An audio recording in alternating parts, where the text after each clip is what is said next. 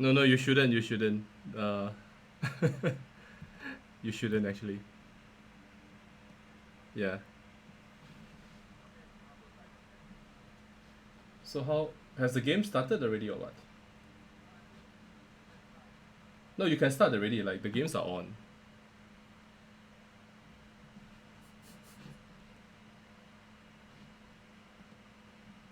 Can you guys hear me? Those on the chat.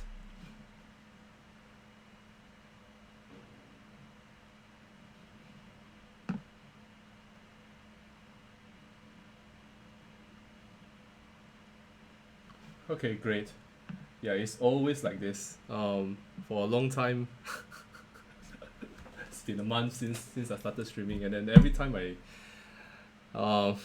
time I do this, and then all the settings have to be rehashed. But anyways, finally we are live, and thanks very much for joining. And I apologize once again for being late. And today we are having quite a quite a special event. It's I think it's the first time that we are doing this actually. So we have three masters, Grandmaster Wong Ming Kong, I am Su Liang, and I'm Jason Gwen. And later on, we are going to be describing each of them a little bit more, telling you guys what they are all about, their history and experience with Singapore chess. So today they are all taking on 15 to 16 different players from universities and polytechnics. So it's just exclusive for tertiaries and I think let's get on with it since we are already late for about 10 minutes. I see that Ming Kong. So firstly, I think the rules. The participants have 30 minutes plus 0 seconds, and the Simul master has 2 hours. So that's 2 hours against 30 minutes, and for some reason, Ming Kong is supposed to have 15 opponents, but I think three of them didn't show up, and the Simon Master takes white in all the games. So while all the moves, we'll jump straight into the games when we see more moves being shown on the board. And later on, the masters will be coming online as well. Actually, they are already online, as you can see, so that you guys can see who they are. I don't know where Jason is. He's supposed to be on stream now, but for some reason he's missing.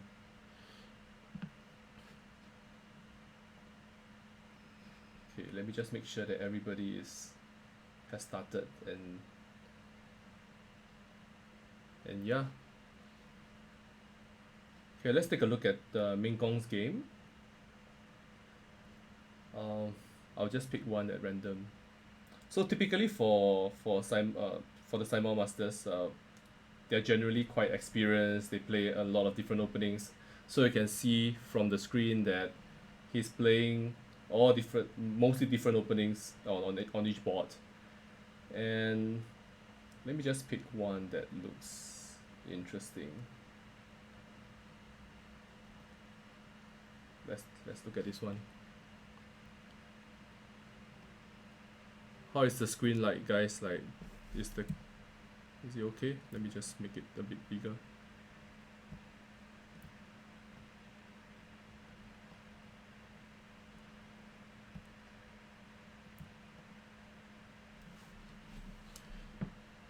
Yeah, so this game is against Jace, and as always when it comes to this online simuls, we always have trouble figuring out who these players are because all of them have very creative usernames.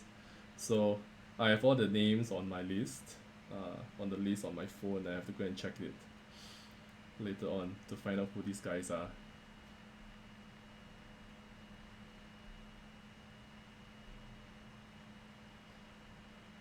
So Jace is Junjie from NUS, Ng Junjie, and we are looking at a Bovinic system in the English. Actually, it's a system that I just recommended to somebody the last few days.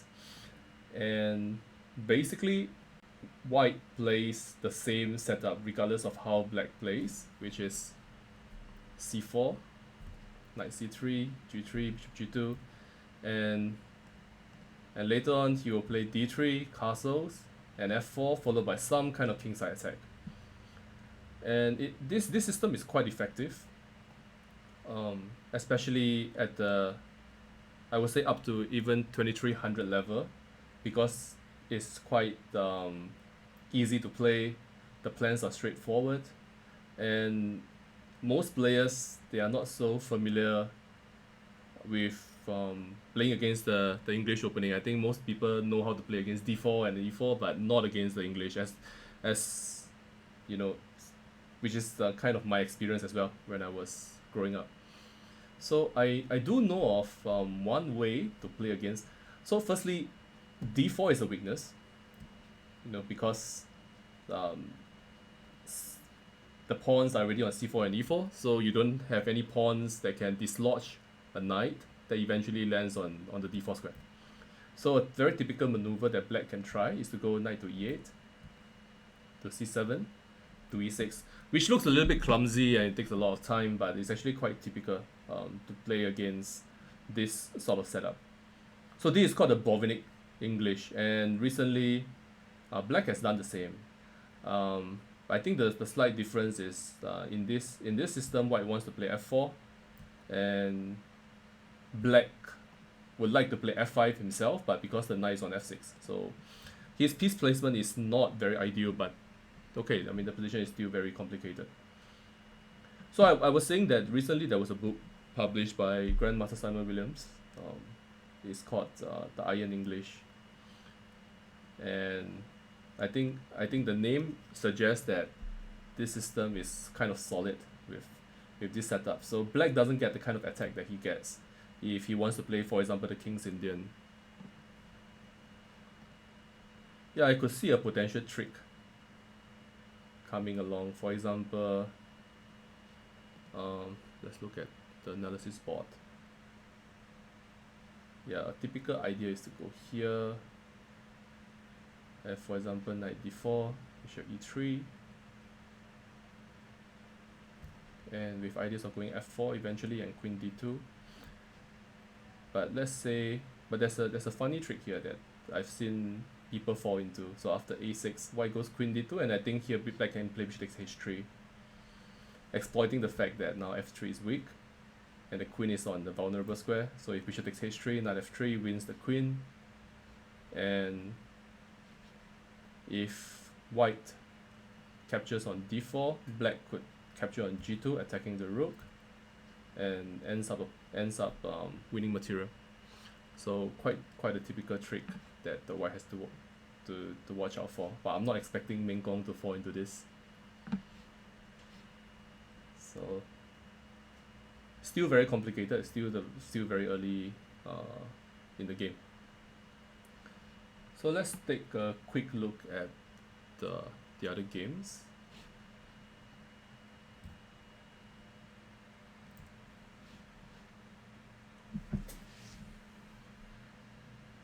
So by the way, Wang Mingkong is Singapore's first chess grandmaster. He became grandmaster at I think in the year 1999. Or rather, he's the first native Singapore chess grandmaster. We actually have 4 in total. The other 2, apart from myself, of course, and Mingkong, are now currently based in China. So Mingkong is definitely a legendary figure in the Singapore chess circle. He used to work as a psychiatrist in Hong Kong, but now he has retired and is back doing some. He has taken up a teaching position in Malaysia, but has indicated that he wishes to come back to playing more chess. Is he still playing chess? Yeah, he is playing chess today. So you can follow him on lichess, by the way. So if you see him online, you can issue him a challenge. I'm sure he'll be happy to play you. So the second master who's playing As you can see, I am Tahan 2015. I think that's the nickname that we gave him because he's very good at defending. He's very solid. Is International Master Su Liang. Uh, he these days he's more well known as one of the top infectious disease physician in Singapore, and of course we are currently in this pandemic, and Liang has been very busy um, dealing with the entire situation since the COVID pandemic broke out. Um, he is a multiple Singapore national champion, represented us in several Olympiads, normally playing on board one. And there are many great stories about him, which we will soon share. So the games have really kicked off, and I'm trying to find one that looks very messy.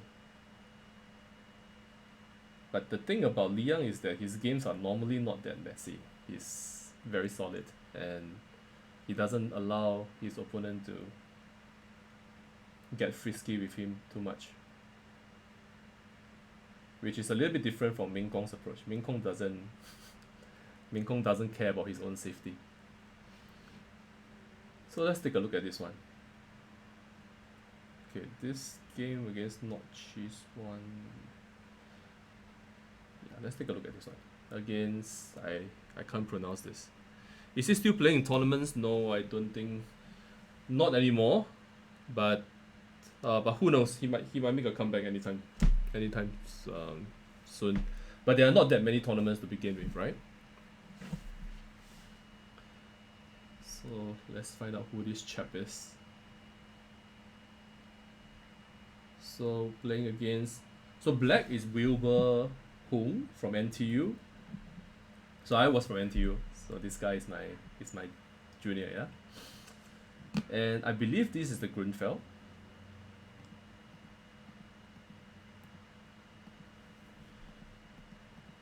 Yeah, the Grunfeld defense. And this is a personal favorite of mine, and I have played many games in overseas events. It's my main opening.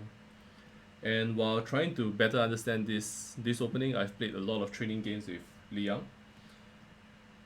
And this particular system with knight f3 and bishop e3, suits Liang to a T because it's very solid. It's focused on good central control and limiting black's counterplay as compared to some of the other lines in the Grunfeld. So it's not as sharp.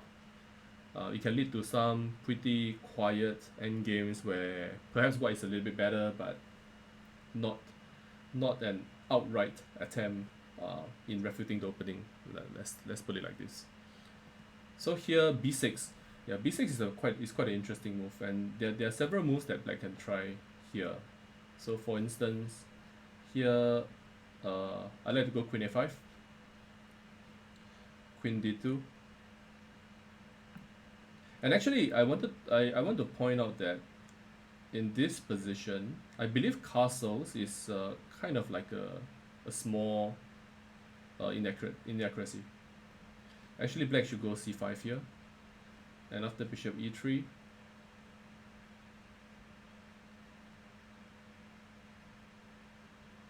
yeah, you go castles.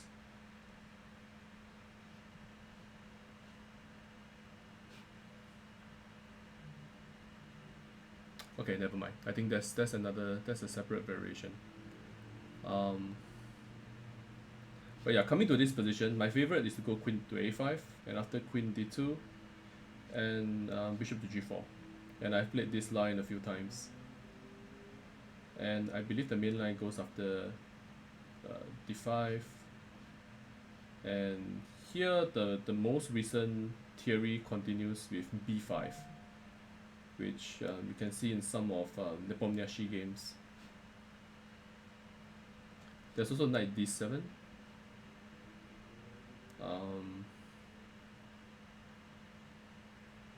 Yeah, and generally black's plays consists of things like some kind of b5, some c4, white goes bishop e2, castles. And yeah, play can get pretty complex, but I think the theoretical evaluation of this this line is that black is doing quite alright, but he has to know his stuff.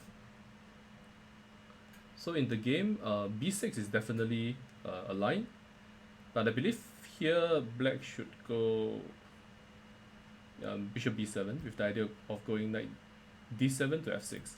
And it looks a little bit strange, this move, because it seems to give away a pawn, right? dc5, bc5, bishop c5. And it looks like white has won a pawn, but in the Grunfeld, this sort of pawn sacrifice is quite common because it allows black to create a lot of counterplay down the c and the d file. So for instance, queen to c7 would be a nice move, and play can continue something like knight a6, rook c8, d8. So let's say I go here, black goes say knight a6, castles, rook a8, followed by knight c5, rook f8, and I think black is doing quite well.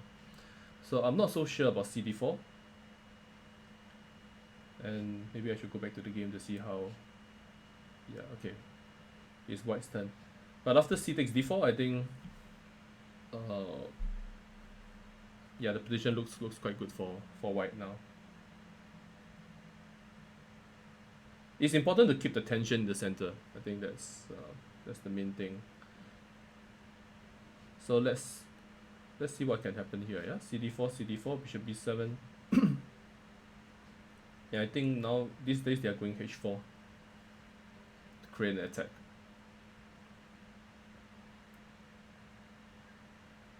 Knight d7, h5, knight f6, takes, knight g5, something like this. Yeah, looks very dangerous. Okay, we'll check on this game later on.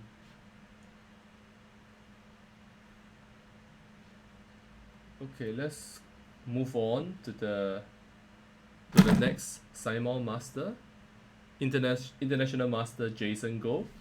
So Jason is kind of he has sort of not really played a lot in the last, let's say, 5 to 10 years, but so I think many of you might not be as familiar with him as compared to some of the more current players, but Jason was a phenomenal talent back in the early 2000s. He was Singapore's youngest ever international master. I think he was only 14 or 15. He made the first GM norm, I think, when he was 16, and then he joined the army and sort of left the competitive scene. So to give you a hint on how the kind of talent that Jason had when he was growing up, he played in the World Youth under 14 tournament, and in that field there was Magnus Carlsen, there was Wang Hao, there was Jan Nepomniachtchi, there was Maxime Vachier-Lagrave, and there was a bunch of other GMs. He finished 6th in the entire field, finishing ahead of Wang Hao and Magnus.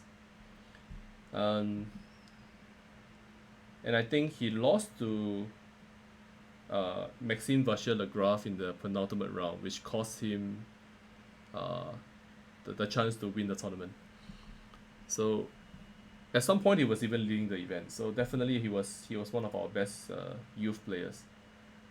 But yeah, I think he has also indicated an interest to come back to chess, and it's always a pleasure to watch his games. So let's check out some of this. Okay, we have a Botvinnik Semislav, so we have to look at this. Yeah. So what is the Botvinnik Semislav?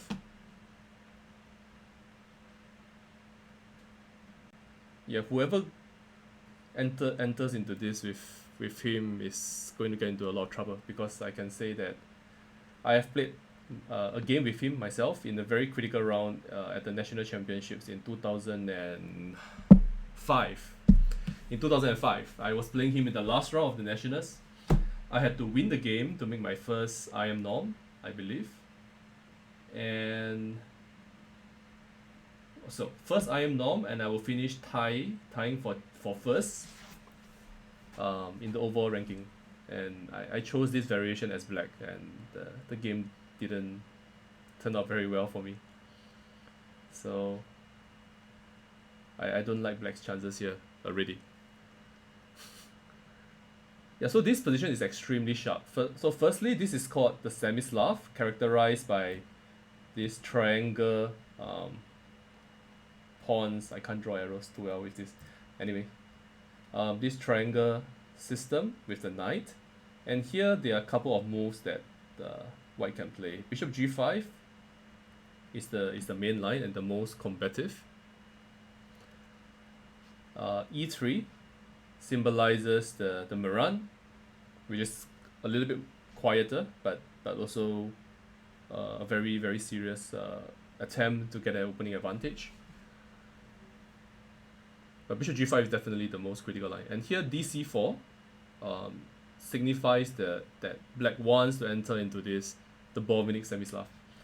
And the line goes like this: e4, b5, e5, h6. So white is down a pawn, but he's going to win.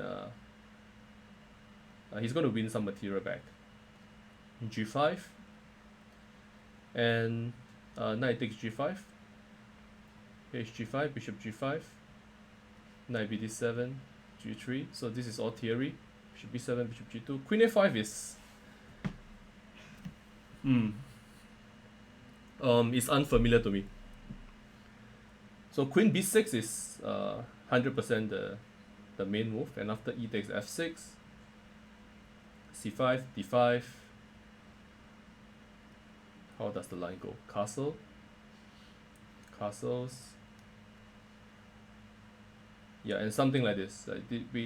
This is a complete mess. White is an extra pawn up, but he has this huge pawn mess on the queen side.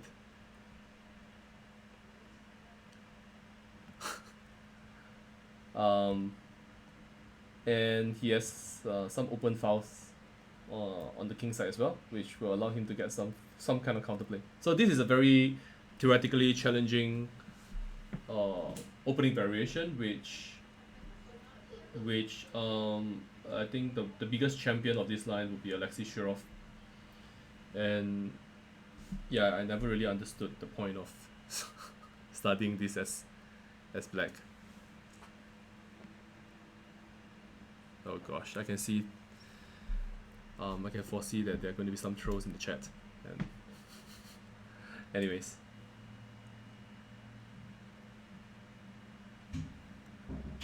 so anyway, the game continued. Queen a5, ef6, b4, knight e4, c5, and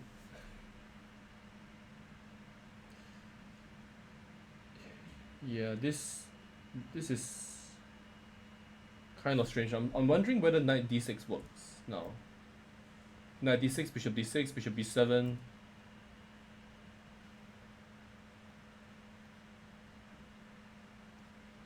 How is this position like?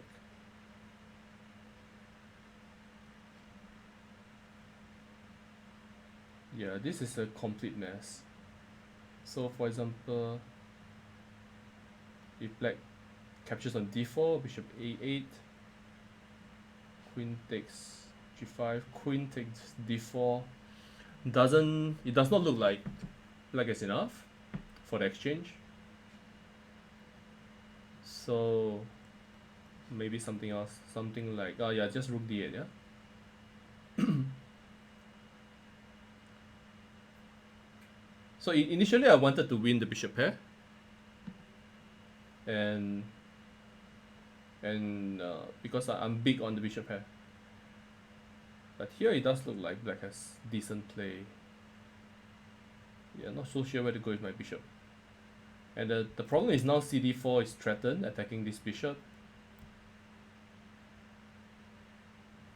Yeah, so maybe this knight d6 check is a bit too optimistic.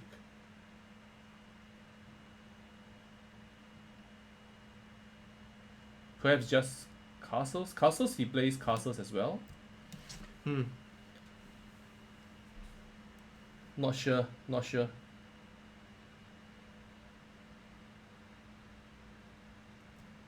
Anyway, looks like an interesting position to follow. Okay, so after 94, c5, white castles. Yeah, c3 I don't like. I don't like this move. I think black should have maybe black should have castled here. And the problem with c3 is that black kind of needs these pawns to remain stable, because if he wants to castle long, he needs these pawns to create a sort of a shield for his king. And playing c3 this early, um, makes it very vulnerable to attacks. So I'm pretty sure I think black's position is now is now not looking great. Say queen c2 or queen d3, I don't know, queen b3 maybe. How is queen b3? Bishop d5, queen c3, takes, and knight b5, something like this.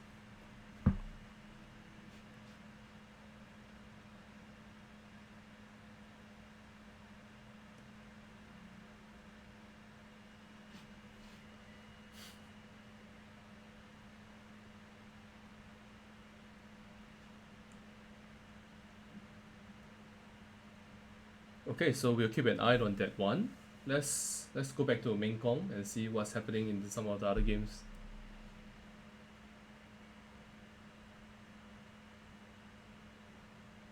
So for those of you who are in the chat, whether it's on the lichess chat or on Twitch, yeah, so please try to be civil. We don't have any real community rules here because we want to keep it casual and fun, and we don't do this very often anyways, but try to keep this as civil and family friendly as possible. Yeah, the usernames are not great, I agree, Sajid.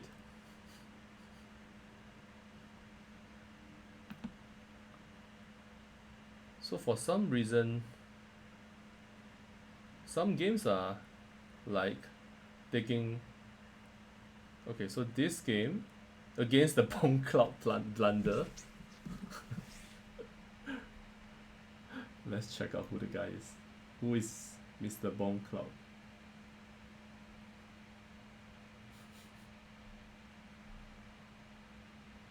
Sebastian Jalgado from Temasek Poly. So did he play King E7 or what? No, he did not. Okay, so Bishop C4 on move 3. Interesting. Meng doesn't want to enter into any theoretical battle, which is quite a smart approach.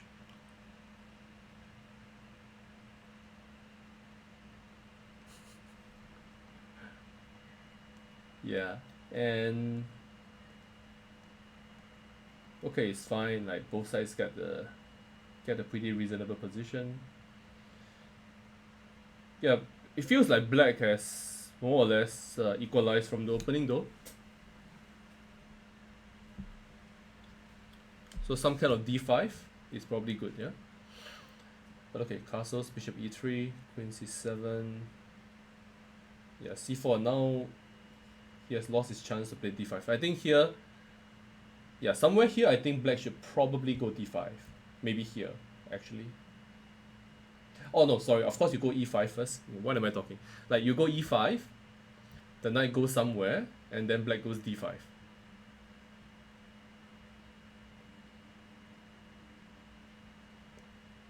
Loses a pawn though. That wasn't my initial idea. Okay, black has to prepare this somehow. Or maybe he just cannot achieve that. It's kind of strange though. Okay, so let's say d5, e5, knight d7, f4, and black could try knight c5. So we have some kind of a French defense, but with black's pawn quite nicely advanced on the b4 square. Looks quite decent actually for black. So I feel like when you get this position, you have to try to play d5 somehow. At least that would be how I would approach this. Sorry, I don't have another. You should create another account, man. Like, that's not cool. Anyways, queen c7, c4, takes, bishop b7. Now the problem with this setup for black is that now this bishop is like biting on granite, right? And because this e4 pawn is solidly defended by the f3 pawn, so the bishop has very limited scope on the b7 square. And black's main idea is still to try to somehow play d5, but I'm not seeing how he can do so in a comfortable manner. So I thought white should go rook c1, but Meng played queen d2, and maybe here d5 would have been decent, but here there's a typical a little trick. White could try e5, seemingly blundering a pawn, but it's not. So because after queen e5, bishop f4, queen h5, g4. This queen is you don't even need to go g4. I think rook e5, and the black queen is dead. I think you can't. I don't think you can escape now. So maybe that is why he didn't play d5. So instead, black went knight c6, takes, b4. He's about to create a pass pawn on the queen side. There's some initiative on the queen side, so I think white is a bit better here. d5, finally. b5, takes, rook a1, k1, bishop b7. Yeah, so the material is equal, but the pass pawn on the queen side certainly gives white the better chances now. Whether it is technically winning or scientifically better for white, I do not know. But definitely white has the better chances. Bishop d3. I would actually pull my bishop back to f2. Try to get my king out of the way and then go for some bishop g3 stuff. But okay, the position is still okay for now. At least black is holding, and it'll be interesting to see whether white can push further.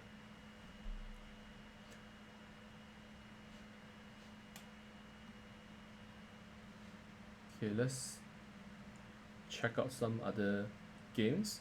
This looks like an interesting one. It looks like a Caro-Kann, which is also an opening that Meng has played on several occasions. And his opponent is Kira from SUTD. e4, c6, d4, d5, knight c3. Like these days, the main theoretical challenge for the Caro-Kann is e5, two moves. e5, bishop f5, knight f3. This is called the advanced variation. And e takes d5, c d5, bishop d3. The knight c3 variation is called the classical, and this is kind of not so trendy these days because black has figured out a few ways to play against this line. So the most trendy variation actually as of now, when almost every theoretical book and resource out there is recommending, is knight to f6. And after knight takes f6, ef6. White's best line is to go c3, with the idea of going bishop d3, knight e2, queen to c2. So the old main line goes bishop d6, bishop d3, castles, queen c2, rook e8, knight e2, g6, so that you don't lose the h7 pawn. And here bishop h6 followed by h4, h5, long castle, and white gets an attack. So this line used to be like doing very well for white until recently they came up with this new concept that after rook e8, knight e2, they go h5, which is extremely interesting. And the idea is to play against the e2 knight, because eventually it wants to go to g3 where it can target the f5 square, but the h pawn goes to h4, not allowing this knight g3 to f5 maneuver. So yeah, this h5 line is very, very trendy. It's been recommended by so many different books that that is sort of like, it's almost considered to be the main variation now. With regards to the other pieces, how black intends to develop, he wants to go knight d7 to f8. This bishop goes to e6 and then to d5. And if white castles long, he goes b5, a5, and so on, with some initiative. So yeah, definitely a very interesting variation to check out. Okay, but this didn't happen in the game, and Kira continued with bishop f5, which is the traditional main line, also very good of course. Bishop g6, knight f3, knight d7, h4, h6, h5, here, here, here. This is all kind of standard. Bishop d2. Sometimes they even go bishop f4, queen a5 check, bishop d2, and then back to c7, just to force the bishop to go to d2.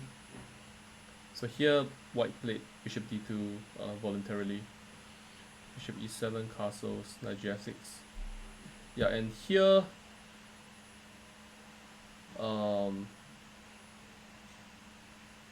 yeah, I haven't looked at this line for a while. I cannot even remember what the main idea is. But generally they're going knight e4 as I understand at some moment. And for example here knight e4 takes, knight f6, queen to e2. Something like this. Queen d5, king b1, and I think they go queen to e4. Because most endgames are like quite comfortable for black. And white's main try to get an advantage is that if black castles short, I will launch my g pawn forward and try to get a strong king side attack. So this is how this line can go. King b1 is definitely a move, but it's a bit slow and not critical in terms of trying to get an opening advantage. So let's say, yeah, black played queen b6, which is a very reasonable move. I would argue for queen c7, which is a little bit more chill, keeps the queen closer to your camp when black castles long. Oops, bad arrows. Yeah, castles, and then eventually look at trying to break with c5 at some moment. But instead, okay, queen b6 is of course a very reasonable move as well. c4, and now rook d8. So rook d8 is interesting because it means black is committed to castling short, and normally when you have opposite sides castling, the game will tend to become a lot more sharper, where both sides want to kill each other by launching pawns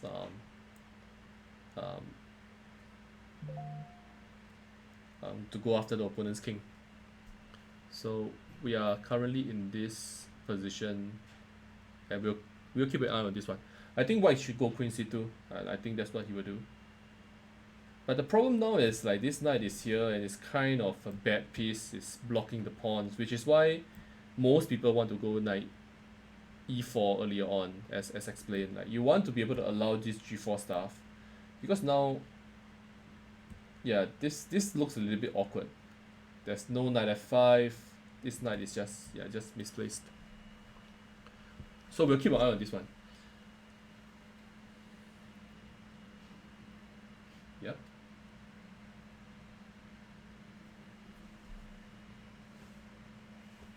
So for all those who just tune in, thanks for signing in. I know today everybody can afford to sleep a little bit later because tomorrow is a public holiday. It's Good Friday, which was also why we decided to organize this event today actually.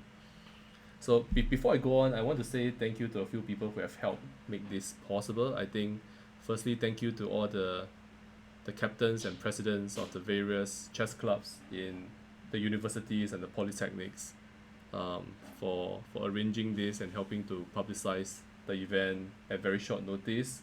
Big thank you to Pixia and FIDE Master Li Qing'an, who helped to uh, do up all the registration form, and the liaising at very short notice. We actually had this meeting on Sunday and we announced and published the event on Monday. So it was all done at very short notice, and yeah, thanks very much to definitely the Pixia and Qing'an combo, their mother and son. Pixia also designed the poster, for the record. Okay, all the games are still ongoing. Okay, we see a win, so we have to look at it. Let's Whoever is unfortunate enough to suffer a loss first. No, I'm just kidding. Like, we are not going to. When you play against Liang, many people just lose easily. So there's no shame in losing in any of these games. So here, let's take a look at this one. So black is Nicholas Teo. Let's take a look. Nicholas Teo from Neon Poly. D4, knight f6, c4, e6, knight c3, bishop b4. This is the Nimzo Indian defense. A very popular and important mainstream opening. Queen c2, excuse me.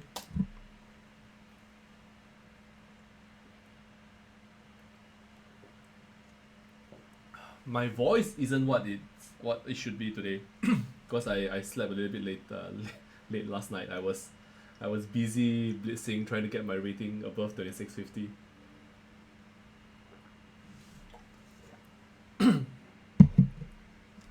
Which is kind of regrettable. Anyways, c5, dc. Yeah, the queen c2 is a very good system against the Nimzo Indian in general. Very solid, very typical of Liang style. And here black has few options, and the problem, like, I play the Nimzo Indian sometimes, and the problem against this queen c2 is that it's just very hard to find something that livens up the position, if you are trying to play for a win with black, for example. So for example, there's castles, and then I think a3 takes d5, bishop g5. This system is quite good for white, and for black as well. Actually, black is quite solid here, but white is not really risking much. So I used to play b6, but it's a very tricky line, but I don't think it's objectively very sound. So c5 is of course very playable as well. dc5, and there's this move knight a6. Quite an old line, but I'm pretty sure Liang knows this very well. And the line goes like this: a3 takes, knight c5, b4, knight c4, and here queen b2. And white goes f3, e4, and this is quite good for white, as far as I know. Okay, dc5, bishop c5, knight f3, d5, e3, here. So this now looks like another opening altogether, the Tarrasch. Castles, or rather the queens can be declined, I beg your pardon. Yeah, so this position looks like fairly equal, yeah, because actually it's almost symmetrical. Look at the pieces there, they are all placed on the exact same squares. And the queen, okay, is on c2, it's not on d1. But the main difference is that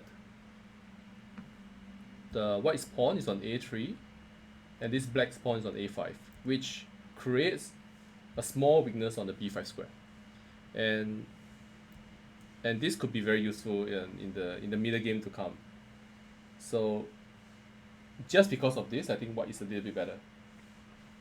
But certainly, black's position is still quite solid, and it's not like he's losing or anything like that. It's just a bit worse.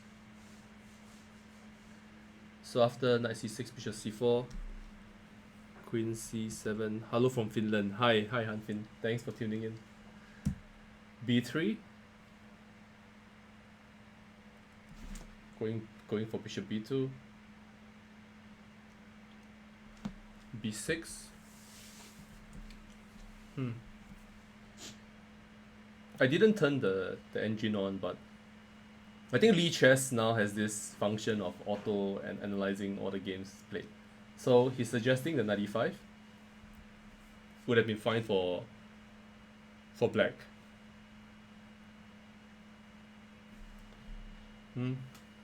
Yeah, looks like a fairly decent move.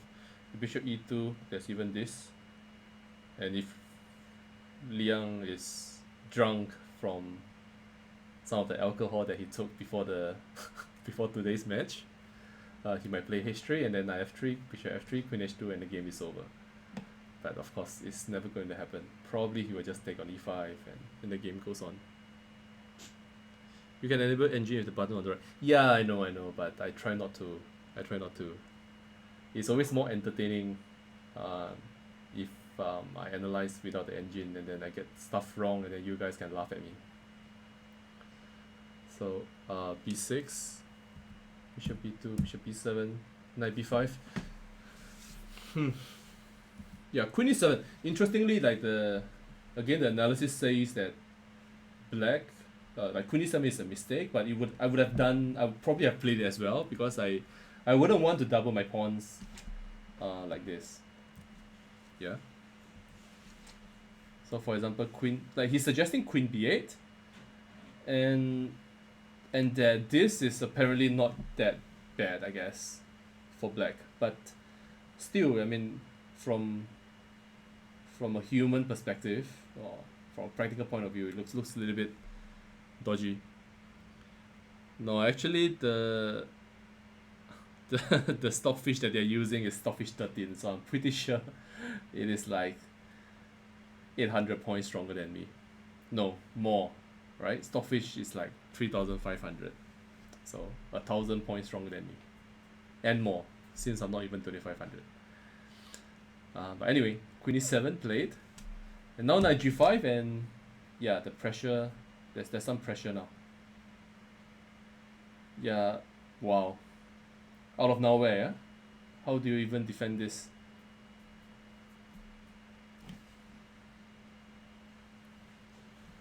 How do you defend this stuff? Is there even a way to defend this? Because after g6, queen c3, okay, black can play e5, but it's not something to. Yeah, this doesn't look very pleasant, but it's probably forced. Like you can't allow this. Okay, black blundered with knight e8 and then queen h8. Like he probably forgot that this square was also quite important, and he was just defending against queen g7. So yeah, I think so far the game is like quite well played. I would say. Like if after e5, the game is still very much in the balance. White's better, but the game goes on. So quite unfortunate. Well, let's continue.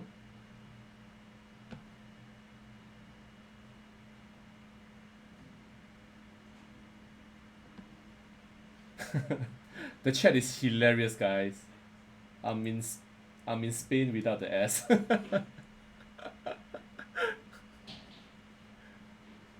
Okay, Liang has won 3 games. But let's take a look at Jason and see how he's doing.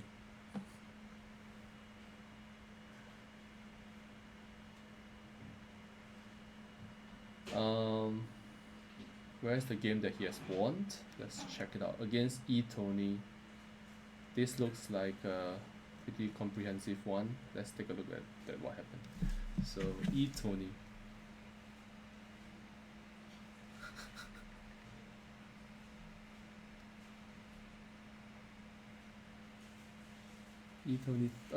Tony Teng from Temasek Poly. Getting a bunch of messages. I better check some of these because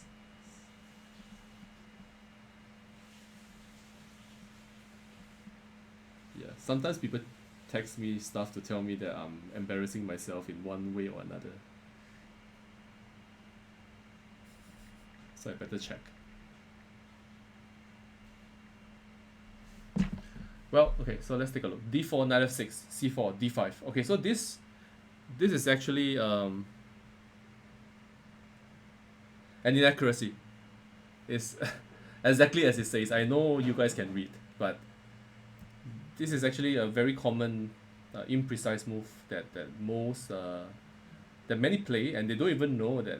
Even some players would take white. They don't even realize that this is actually okay. They know that this is a mistake, but they do not know how to exploit it.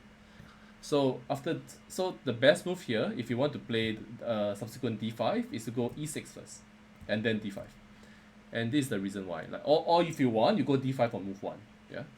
So the point is, after d4, knight f6, c4, d5, you immediately give up the center, and after knight takes d5, and here it's important to go knight f3. This is a good move. And most people would want to play e4 because it feels nice, right? Like you get this ideal pawn center. Yeah, takes d5. Gains the tempo, opens up the line for the bishop. But black has an interesting idea here to go knight f6. Now attacking this pawn. So it feels like the knight has moved a few times. Back and forth, right? Knight g8 to d5, back to f6. But there's an interesting subtle point here. So white normally goes knight c3.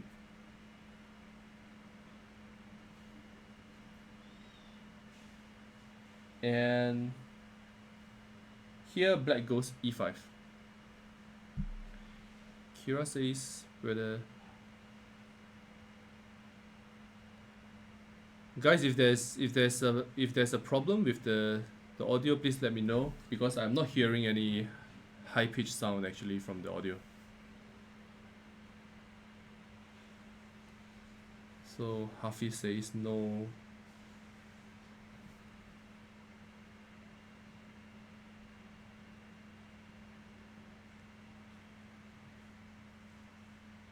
Right. Okay. Anyways, if it's a problem, just let me know. Or maybe I'm just talking too loudly. So, coming back to this, yeah, knight c3, e5. This is a nice move, and the point is, after d takes e5, queen d1, king d1, knight g4. Hafiz, please, man. Knight g4, attacking f2 and e5. Black wins the pawn back, and he gets some kind of counterplay here. And after knight f6, e5, knight d5. And black's position is also doing, he's doing quite well because he's controlling the light squares very decently. So after c d5, knight d5, the best move is knight f3. And now whatever white does, whatever black does, for example, let's say it goes e6, I go e4, knight f6, knight c3, I get this pawn center, and black doesn't get the kind of counterplay that we mentioned earlier. So black could try bishop f5, stopping this e4 idea, but in almost every single queen's gambit decline or queen's gambit type of position, every time that the light square bishops gets developed, white can try queen b3, going after b7. It's kind of just something that is worth remembering. When the black bishop gets out, go queen b3. It's a good rule of thumb. So that is my long soliloquy on why cd5 on why d4, knight f6, c4, d5 is not great for black. Okay, so here in the game, black played queen takes d5, which opens it up for a developing move and losing a tempo, a further tempo with your queen. So black played queen a5, bishop d2, and now this queen is under more pressure. At some moment, there's going to be some kind of discovered attack. Black plays c5, d5, e6, e4, g6, and now, yeah, e5 is a powerful move.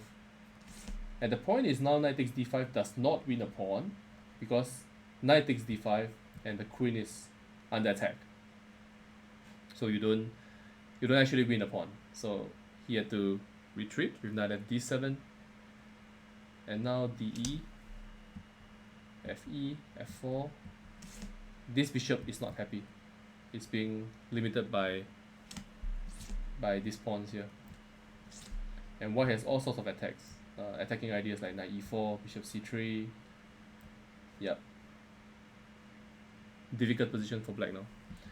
Bishop g7. Yep. Knight e4 or b5. Okay, just blundering the queen, and after which the game is over. So clinical finish by Jason.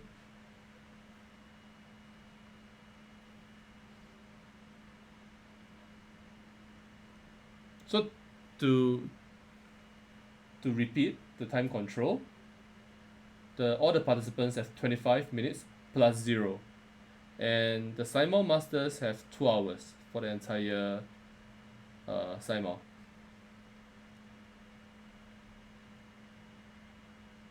So it's kind of important that all the participants really put the pressure on the masters by playing fast, because he has a time advantage for now, but as the game goes on, his time will get low because he will spend time on one board, and then his time will start running down on the other boards. If everybody, like all his opponents, are thinking at the same time, then obviously he's going to manage his time quite well in that sense. So later on, I think in another half an hour or so, we will start to see some time trouble.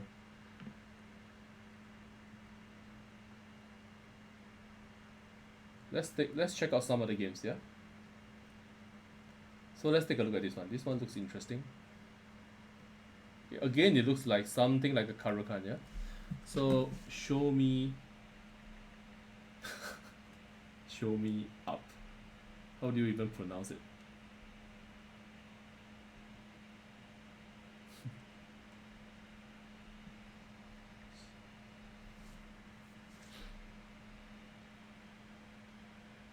There's Javier from Temasek Poly. So his lichess rating is about 1700. So pretty good player. Knight f3, knight f6, c4, c6, e3, d5, b3. So Meng really likes this sort of b3 stuff. Ratey, not really engaging in any big theoretical fights. And okay, nothing much is going on from the opening. Takes, so lots of exchanges. So knight g4 is kind of strange. Just winning.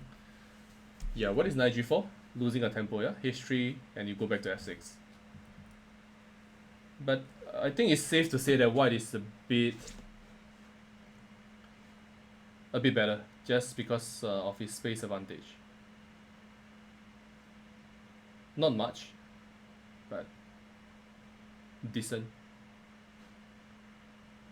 So let's say queen a5. Okay, I go a3 because here bishop a3 is exchanging more pieces is possibly his idea here. So yeah, black is doing well, but he's also a little bit cramped. Knight g4,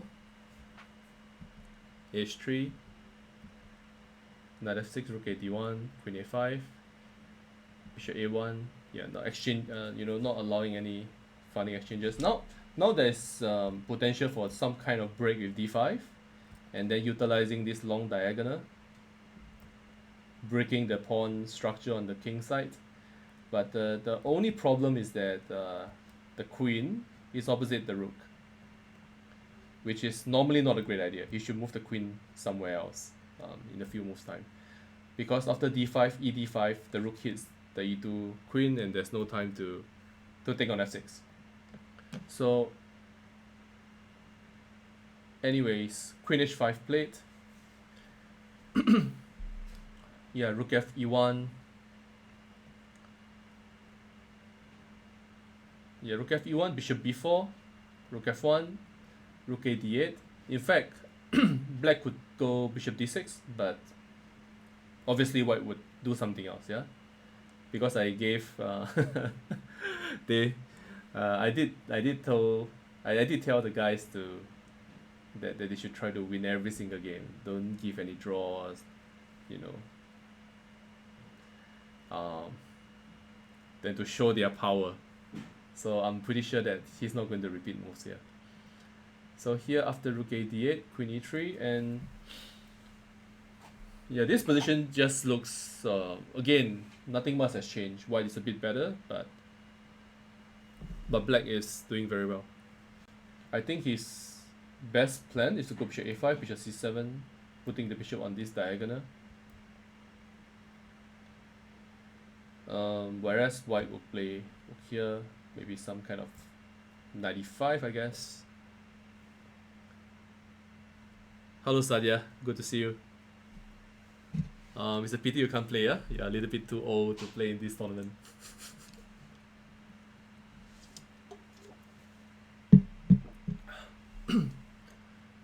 Okay, so let's keep going. I think this game is going to take a few more moves. It's going to be a long game. Rook e7 played. I actually feel that I think now the players will start to get into some kind of time trouble with all these 10 minutes, 11 minutes. I'm not sure whether, on hindsight, maybe the time allocation could have been improved, because it seems that they are taking a bit more time than the masters. Okay, oh wait, Bong Cloud Blunder is a pawn up. But I think this is drawn.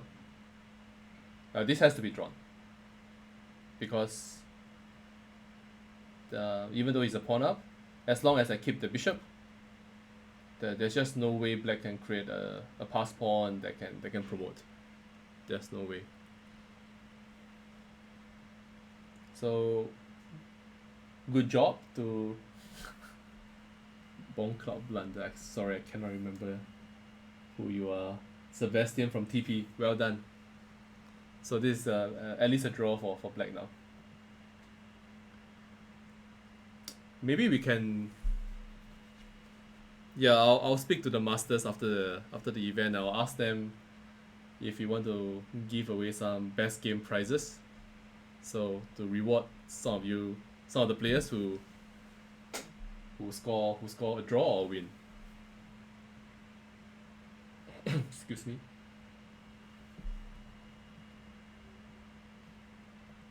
Okay. Let's take a look at how Liang is doing. Liang has won 7 games. Very, very brutal. Do I know whether we can find some online tournaments? Do you mean in Singapore? Cheesy cheese. Because if you're talking about like global, then there are, yeah, online tournaments. I think they are not.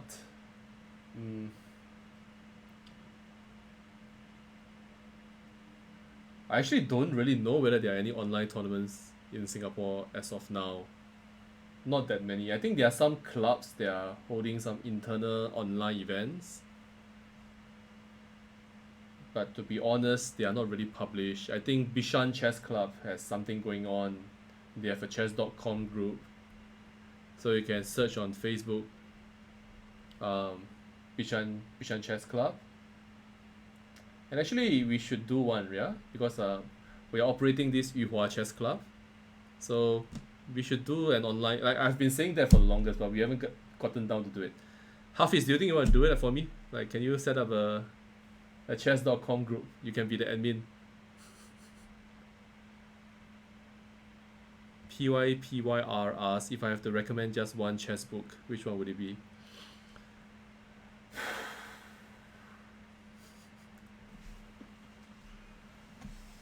Oh man, that's tough, man. I don't think it's even possible to answer this. Like there are so many.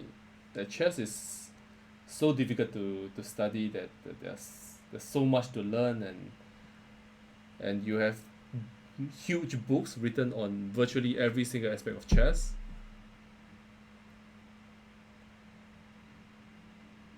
Um, well, I mean, when I grew up, I remember I enjoyed Yesser Sarawan's book, Winning Chess Brilliancies. This, not that one, CS, but Winning Chess Brilliancies. It was one of my favorites. Like, Yesser Sarawan analyzed 10 um, really good games, and he analyzed it move by move. So he explains everything, even first move like e4 and c4, and he explained it in a very nice and easily relatable manner. So that would be the one book that I can recommend. It covers the entire games of some great players. Ah, thanks. You play in the event, yeah? Okay, I also enjoyed this. So some of the books that I read when I was a kid are not really that popular. But I like Secrets of Spectacular Chess by Jonathan Levitt and David Fragwood. So yes, it's a book consisting of a bunch of studies. I showed them to a friend recently, and yeah, it was a big struggle for her, and I enjoyed the studies very much. And then I also like, yeah, as you can see, I'm just taking a break from the games for time being, just chatting. But yeah, I also like Positional Sacrifices by Neil MacDonald. So these books are not even on the market right now, I believe. Yeah, they're so old. But yeah, I enjoyed those. So in the meantime, Jason has scored 3 wins, 13 games left. Liang has won 7.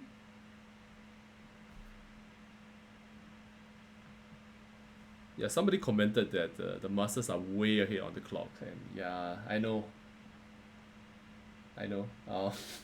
What can I say? The Masters are good, man. We, and but if it's a Simul with 15 boards, you cannot give them too little time, right? You can't give them like an hour and expect them to play a decent game. So 2 hours is kind of like standard. Okay, let's check out. Let's check out this one against Dual Insanity. This kind of reminds me of this basketballer from Taiwan. And there's Eugene Ang from NUS. Yeah, White's position looks quite promising. Looks like there's some kingside attack, but this knight is holding up everything really well. So for instance, after h5, knight goes to f8.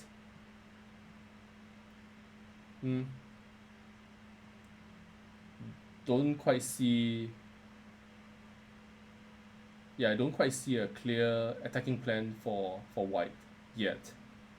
And c3 could be a weakness. So in time to come, some kind of rook e8, queen c7 feels like trouble for white, maybe? What do you guys think?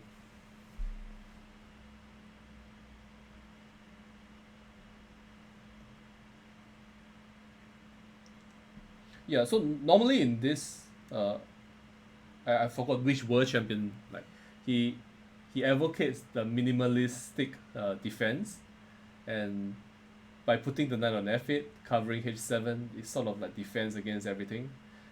And the problem with white is that he doesn't have enough pieces now. If he has the dark square bishop, for example on d2, and then as let's say another knight that comes to g4, and then maybe there could be some sacrifices on f8. Oh, sorry, I mean h6. But there's just not enough soldiers for white to work with. So I'm not quite seeing how white can press on with his attack. But I'm sure Liang will find a way.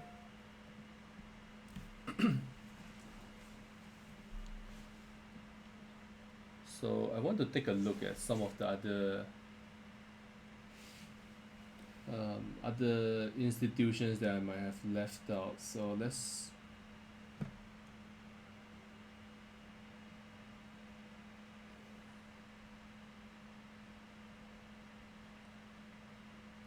Amos, I'll reply you in a second, yeah? Just let me check out some of this. Which are the games that I have not commented from schools that I've not mentioned. Hopefully still ongoing. So Meng has got his first win. Well done.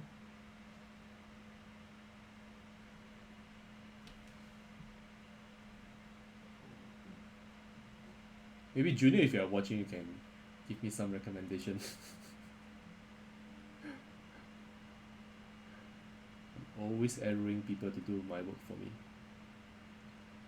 So let's look at this guy.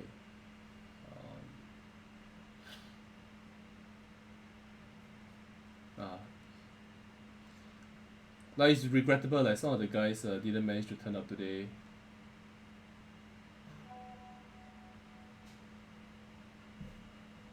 So give me a second, I'm supposed to add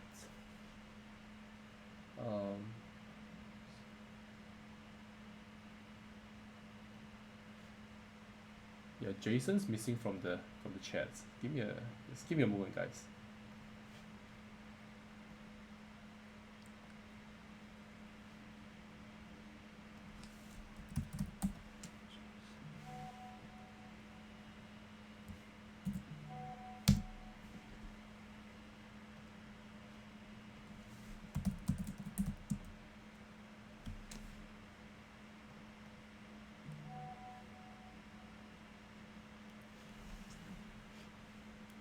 Okay.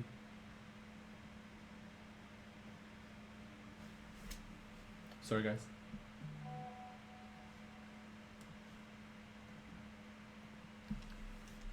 Okay, so I'm told to look at this one. Yeah, definitely is something to check out. What is this position? What is this position? What is this nonsense? So I think we last ended the analysis at very early stage, like move 9. And as advertised, f4. Yeah, knight f4. It's not really in the spirit of this variation. I think white definitely should have taken on with the g pawn. Definitely should have taken the g pawn, I think. Followed by something like king h2, knight g3, some kind of f5. Yeah, because after you take with the knight, this square becomes very attractive from black's perspective, because now black can sort of plant a piece on the e5 square and it can never be dislodged. So yeah, I didn't like knight f4, but okay, still of course still a tough fight ahead. King h2, knight d4, b1, knight e5, knight e2. Yeah, black's doing well actually. Yeah, just look at this knight. Yeah, this was what I was trying to say, you know. This knight cannot be dislodged. And at some point, black could even go h4, and after white goes g4, this bishop could become an asset. Like, I could imagine one day it could maneuver itself somewhere and then the bishop comes to e5.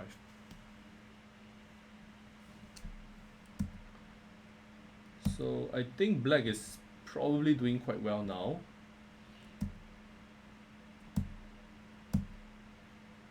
Yeah, bishop d4. Interesting strategical decision to try to change the bishops.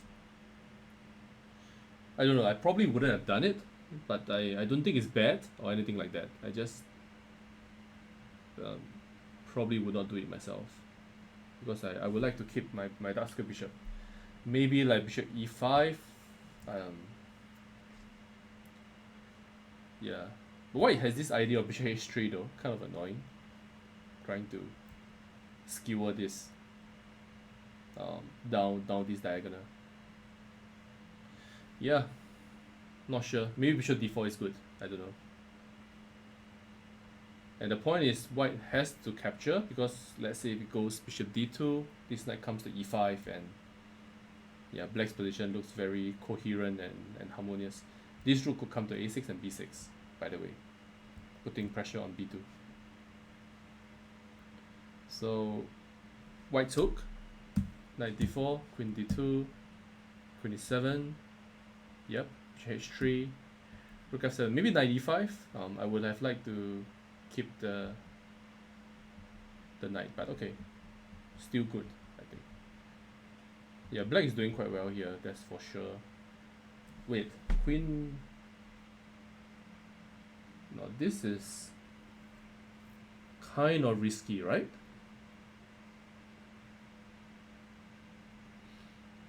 Oh, okay, so okay, I understand. The point is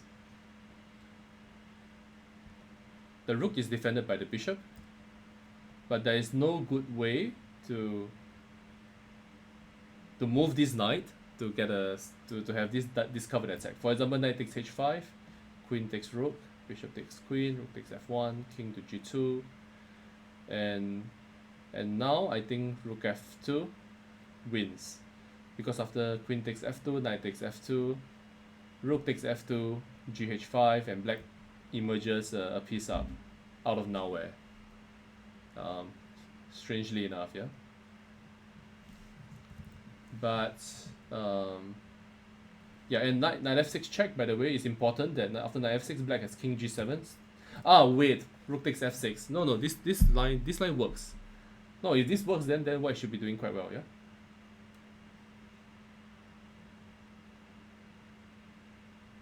Okay, so this is what I missed. I thought that knight h5 doesn't work because of queen f1 here,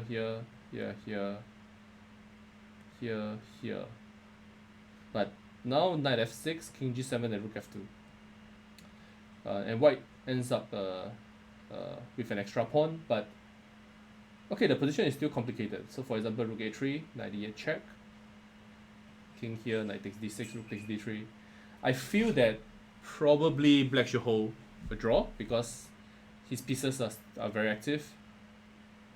But I was definitely take white here. I have an extra pawn, so I should be happy with this. So let's say e5, followed by knight e4, and the game goes on. Yeah, who knows what kind of result this would be. Yeah, I think knight h5 is. Did I miss anything? For example, knight h5 takes, king here, something like.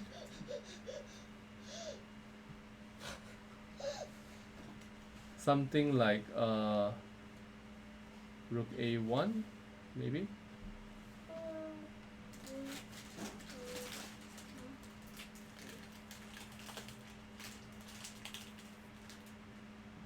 So threatening something, right? Yeah, this looks very dangerous. Is that mate? Rook b7.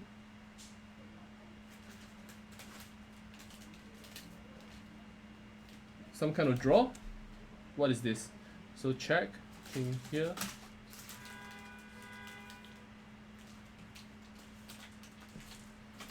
Yeah, I have no idea what's happening in this position. And actually, it's worth pointing out that there's no mate actually in this position. Like black's threatening rook f2, but there's no mate. Like,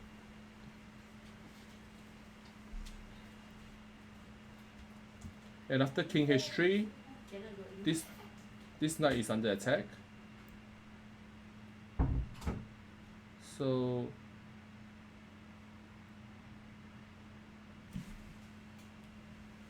yeah, so it's not clear like really how this. Maybe this should have been played anyway. I feel that this looks kind of promising. Okay, anyway, rook f b5.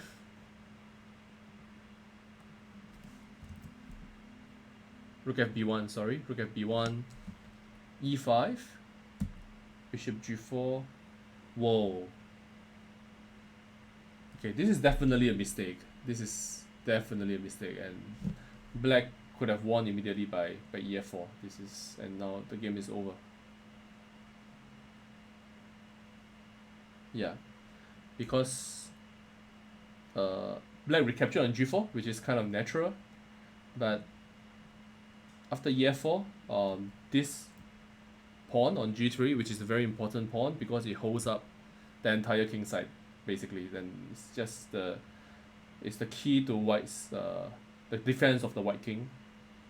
And the bishop is, both of these pieces are under attack, and you just don't have a good way to hold the position. For example, bishop h3 now, I take, and black is a pawn up, a fantastic position. Queen comes to h4, knight comes to f3. All sorts of ideas are now available for black, and yeah, I think Junjie missed a golden opportunity. But here, after hg4, knight to d5, queen f3, king h2. Like, white is leaving dangerously, really dangerously here. But for some reason, I still don't see how he's supposed to win.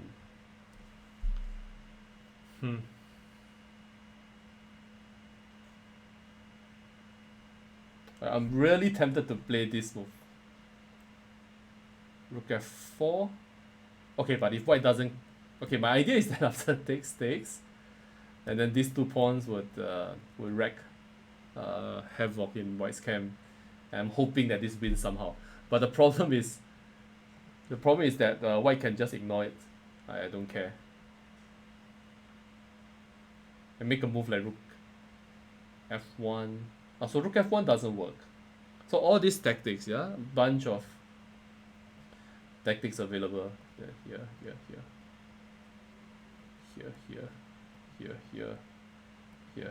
and black wins. So very, very complicated. Black played g5, h5, king h6, knight f5, king takes h5, and okay, we have reached the position in the game, and black is a pawn up, and it looks very promising for him actually. So I think Meng Kong is in trouble here. He might lose this one. So basically, I'm about to take the second pawn, and then I also have other ideas like rook h7 with a crushing attack down the h file. King g6 is the threat, and then this king is in dire straits. I don't see how white can ever survive this now. Like, the problem with white's position is that he cannot generate any form of decent counterplay at all. So for example, rook b8 with the idea of going check. Like, he has to do something, right?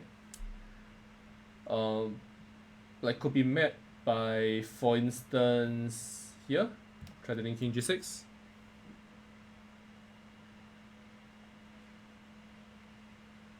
Okay, there's this interesting move, rook g8, stopping this king g6.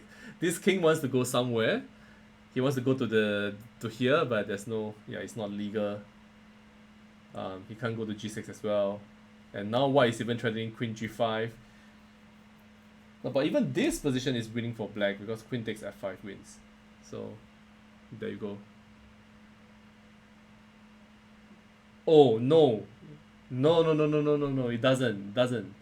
Takes, check, king g2, knight d2, rook h1. White wins. Okay, so very, very tricky, yeah?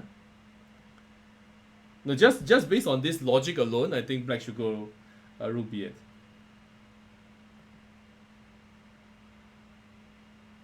But of course,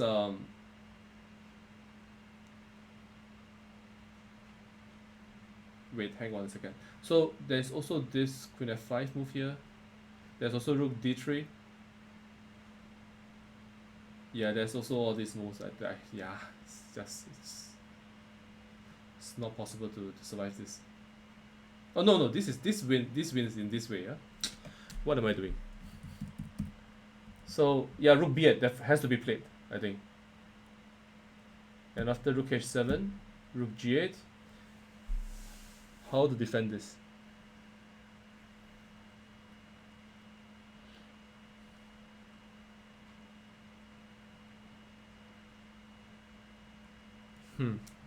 Not so easy.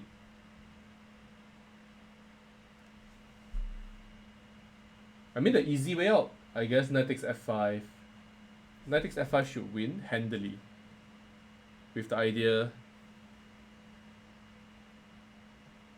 takes like this. Okay, but still feels like there's some chance.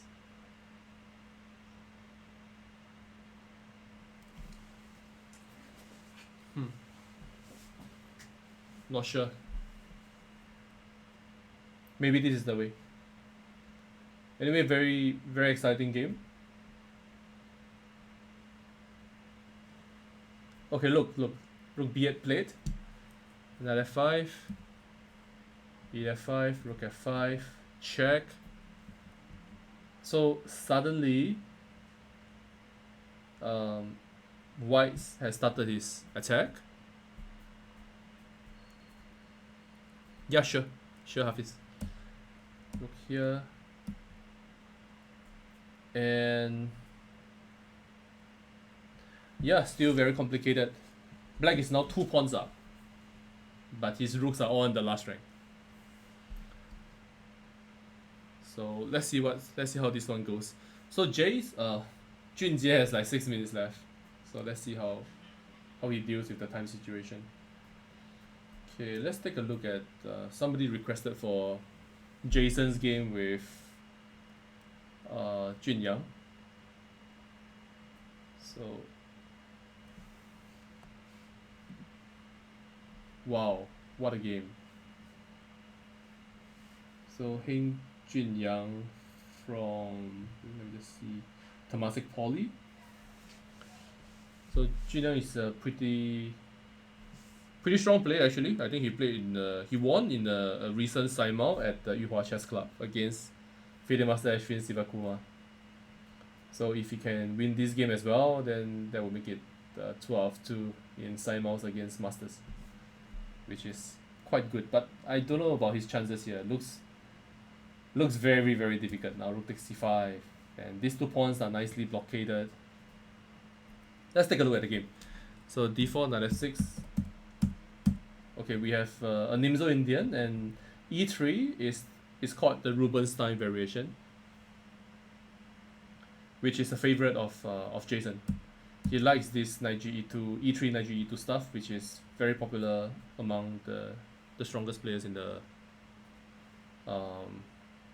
world. Castles, a3 takes. Yeah, here I think they normally play CD, d5, I think.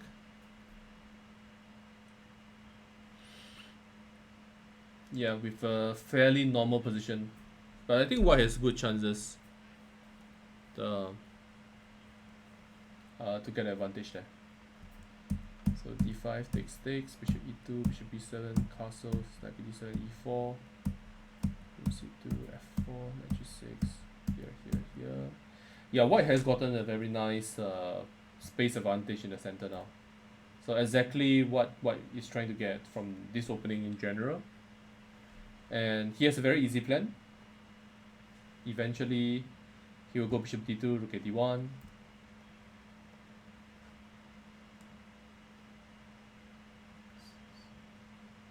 So Jason just appeared on the screen. Jason, have your games? Have you finished your games? You're not supposed to. You're not supposed to. Yeah, I have to mute you first. Yeah, Jason. I'll bring you back later. Yeah. So, bishop d2, rook a d1, and maybe bringing back the bishop, and then just pushing the central pawns with all his might. So, black goes queen d7, king g2, bishop c8. Going for this, yeah. Queen h3. Not that he achieves anything yet, but there could be something in the future. Some knight g4, some bishop g4 could happen. King h1, queen h3, bishop g, queen g2. So exchanging queens makes very good sense for white because he has a very stable and long-term advantage with the bishop pair, and also very pleasant space advantage in the center. So exchanging queens is a good strategical decision, I feel. Yeah. Now, yeah, I kind of like Jason's play here, but black is defending well. So targeting this b6 pawn, not so easy for black to organize his pieces well. This bishop could become a potential problem. Rook b8, bishop d4. Some kind of knight c5 is coming, I think. e5 finally, yeah, the break that white is playing for the entire game. Knight c5 takes. Yeah, this position has to be. So here, this is an interesting moment because I would have played d6, but there must be a reason why Jason didn't do so. So okay, so what he wanted to do was to reroute the knight to c4, keeping pressure on the weak b6 pawn, and maybe you can wait a little bit before he pushes the d pawn. He wants to admire his nice central pawns for a little while longer. Yeah, knight b2 is also a good move. I agree. After bishop d7, but bishop d7. Okay, I think he didn't. He wasn't counting on this, right? I think if he had seen bishop d7, I didn't see bishop d7 either. And the problem is that now the b5 pawn cannot be defended, since the knight is blocking the b file. If the knight was on a4, I could still do something artificial like rook b2, which is kind of ugly, or knight c3, defending this. So yeah, knight b2, bishop d7 is kind of awkward now for white. So very good resource. And I think it also explains why perhaps instead of knight b2, maybe d6 would have been better. Bishop d7, now I can go bishop c6. And then my knight reroutes to d5, which could be a very good square for the knight. So yeah, knight b2, bishop d7, and now black is fully in the game because he has won a clean pawn. He still has good chances, I think, because the e6 pawn is like a bone in the opponent's throat. But black has 3 connected pass pawns on the queen side, and if he gets them rolling down quickly, then anything can happen. Bishop h5 played, winning the exchange, I think, by force. Here. Yeah, but yeah, now I think white is in very good shape after rook takes c5. His connected pass pawns are stopped by the a3 knight, and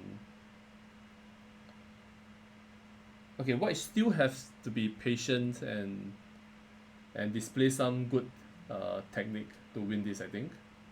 But yeah, he's definitely in the driver's seat. Okay, so the game has developed quite substantially. 93 here. So rook b1 is almost certainly going to happen, and then there's bishop d5 threatening bishop a2, but I go rook e2, rook b3. Okay, some counterplay. So let's check this one out again. Okay, so the point is, after rook b1, black goes bishop d5 threatening bishop a2, and if rook e2, he goes to rook b3 and attacking this awkwardly placed knight. And now I believe white will lose material, but it might not be that bad a deal. So for instance, take, check, a very important check, forcing king h7, and now rook e8. And maybe I get to push this pawn.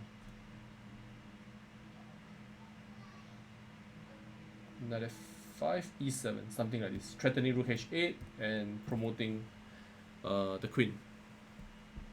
So I think this might be good, but I'm not really calculating too much. I'm not really being very careful. I'm playing by feel at the moment.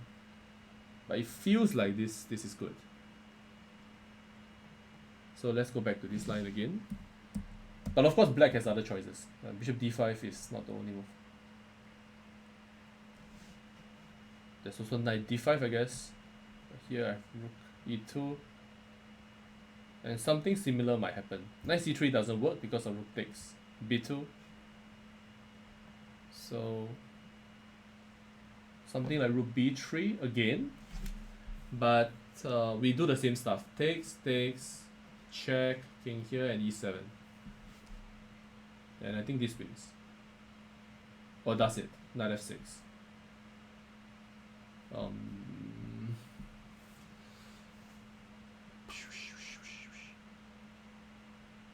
Yeah, I just got a message. Yeah, thanks for letting me know. So Junjie has beaten Wong Ming Kong. Well done to the guy. A day that you will never forget. You have just beaten the GM. So rook e6, bishop d7, takes, and this, yeah. But this is drawn, I think. Here, and this is drawn. a3. So yeah, not the very easy technical task for Jason at all. Okay, but he's good. He'll find something.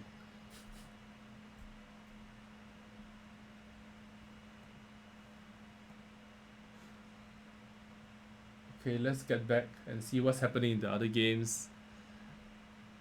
So Qing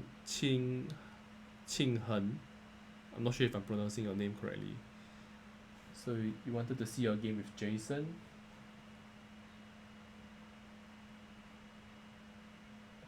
Yeah, okay, but you're in the middle of the game. I cannot be. So you're trying to get some help, yeah, from the stream. Okay. I don't mind. Okay, another no, this is the Bovini Semislav that we spoke of earlier, right? Yeah, this is the same game that we spoke of, and I was saying the c3 was not the best way to handle the position. Yeah, but black did very well to get to this stage, I feel. Like he won the pawn back. Okay, his king is really loose, but at least he's no longer material down. And if black could get a couple of moves to bring the rook to c8, then he should be doing quite okay. okay, I have kingside pawns, I could push and so on. But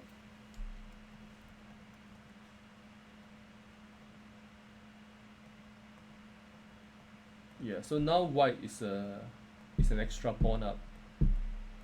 And oh, I think he just blundered. King takes d3. What happens after king d3? And you'll be 2 pawns down.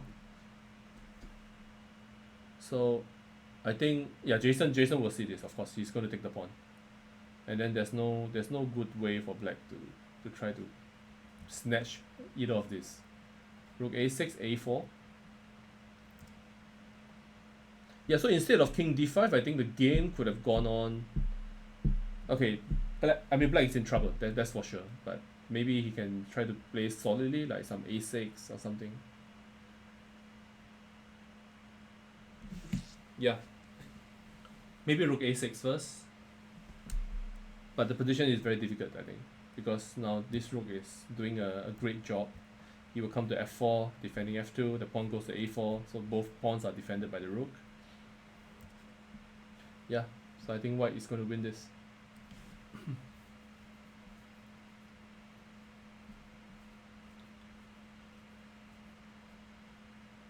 So let's see what's happening to Meng. Yeah, so this position, let's see the finish to the game, yeah? So here, rook here, rook d8. But what I don't understand is why is Meng rushing into all these decisions when he has so much time? Because it still feels like there could be some chances.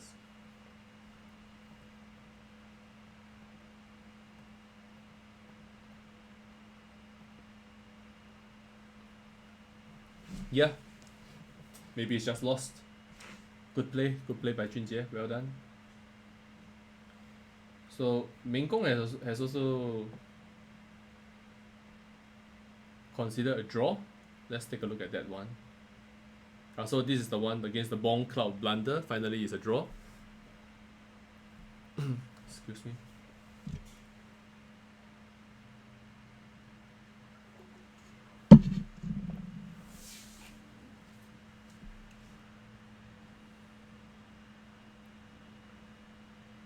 Oh, there's a poor chap with 35 seconds left. Close 39. Against 47 minutes. This is... I'm afraid that there's nothing you can do to survive this one. With 34 seconds left. I saw it wrongly. I was wondering how is it that he has 34 minutes when the initial starting time is 30 minutes, right? So I got confused a little bit, but he has 34 seconds left. Close 39. Aditya Prasad from NUS. So to his credit, the position looks kind of equal. Maybe a little bit better for white, but not much.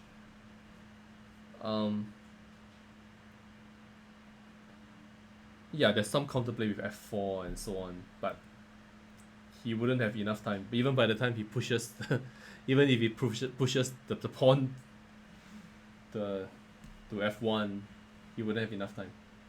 So he's going to run out of time. But the game looks fairly well played. At least this position looks fine.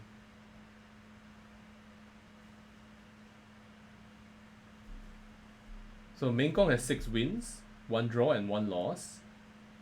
Let's see what's happening to Liang. 11 wins and 1 draw. So he has made a draw with Dual Insanity, Eugene Ang from NUS. So NUS is doing quite well in this Simul, yeah?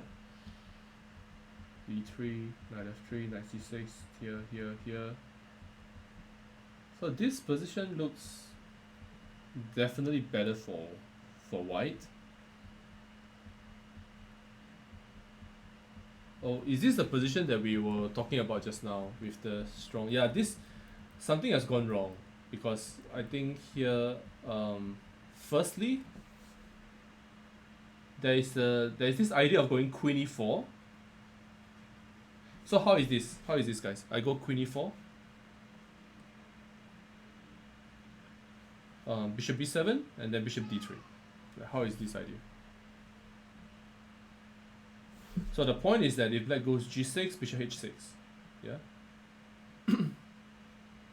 And then how is black ever supposed to defend this? Queen h7.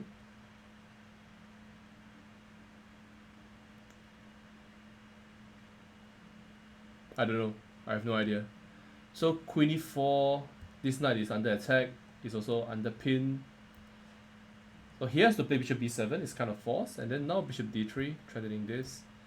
Okay, he can run, but he cannot hide. Like I go here, here, here. Right, it's finished.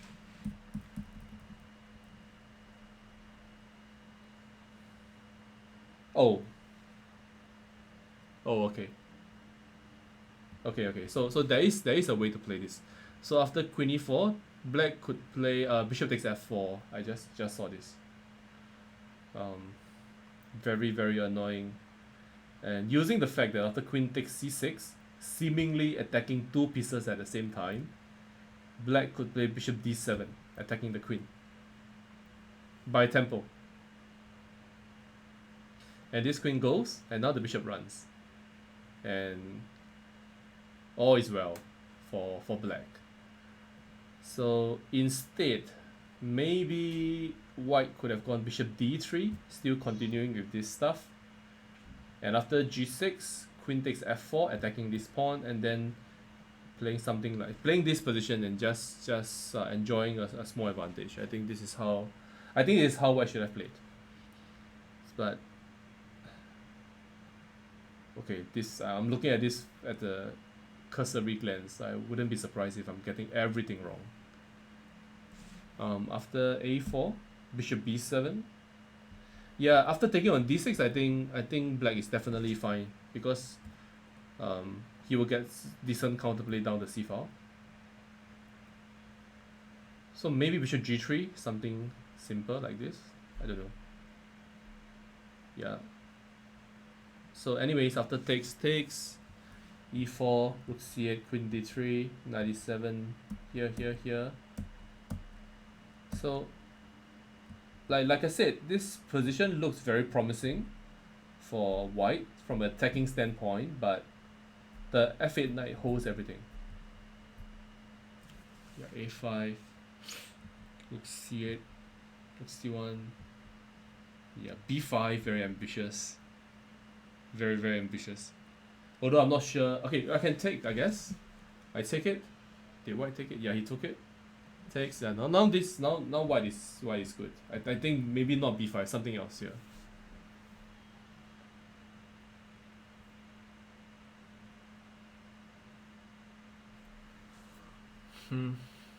Bishop c6. Okay, the arrow is pointing. I didn't even notice, but bishop c6, yeah. Maybe to go to e8, some kind of b5. Yeah, the thing is, after this, like I could take on g6, and then now this bishop is very bad. It's a terrible piece. a6 here. Okay, I think I know what happened. After takes, queen g5, and then this happened, and it's a draw. So why is this a draw? After takes, the king has to go to f1 because if he comes here, queen h3, here is a perpetual check, so it's a draw. Although like apparently chess.com released some article that there's a new change in the rules of chess, and because it's the 1st of April, so they changed the rules just for today. That whoever forces the perpetual loses the game. Actually, that's the rule of Chinese chess, if I'm not wrong. So if there's anyone who knows the rules well in Chinese chess, like in Chinese chess, you're not supposed to give perpetual check. There's no such thing, I think. Anyway, king f1. So okay, how do I make sure that this is a draw? So queen f1, king here, queen e3, Yeah, this is drawn. Of course, yeah, this is of course drawn. So the point is after queen here. Now, now that the queen is no longer on b5 because here I'm threatening queen e8. So now that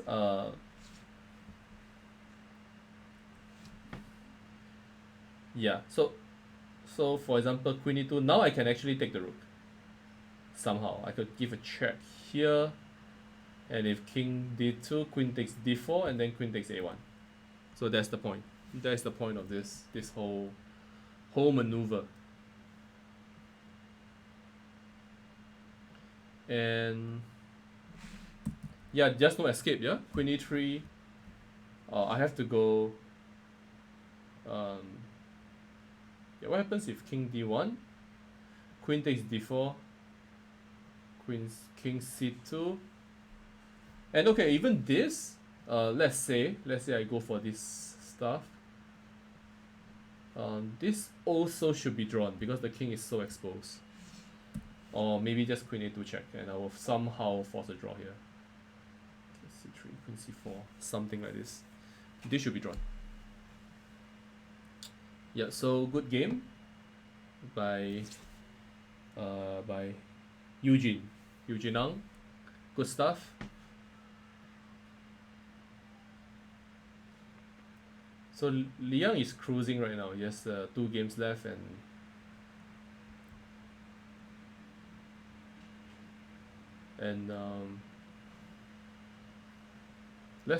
before I look at this one, let's check out the others first. Okay, so Meng Kong is done, yeah? Hello, hi Meng Kong. Hi. How's life?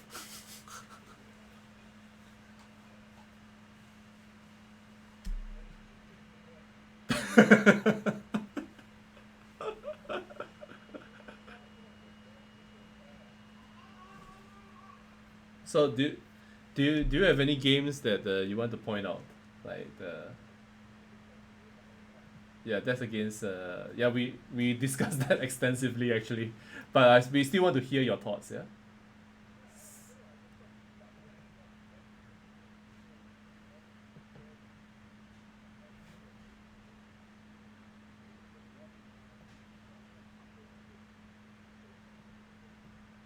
So give me a second. I think the chat is saying that they cannot hear you. Is that right? Yeah, people say that they cannot hear you. So it's again, I have to deal with this. No, it's not. It's not on your end. I think it's more of It's more of, yeah. The people are saying they cannot hear you. I think it's the settings that I'm setting, so it's my fault. Let me see how I can sort it out. So no, they, yeah, strange. I don't know.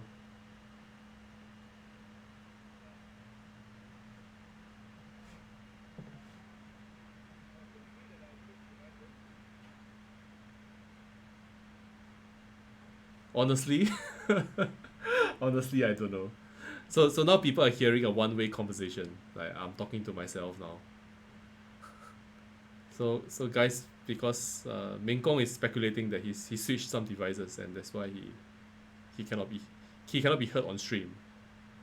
But I don't think so. I think it's more of I think it's my problem rather than it's. Okay, yeah, sure. If it if it um if it helps. And he has left. So what Ming Gong was saying, I'll just repeat what he has said. He basically said that he didn't know what happened. He got mixed up, and suddenly he ended up with a bad bishop.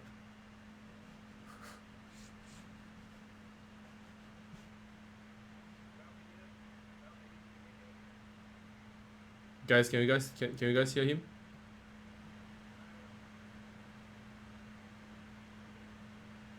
No, waiting for the chat to. Nope, it's not working. So give me a second. Let me try to figure out the settings. Sorry guys.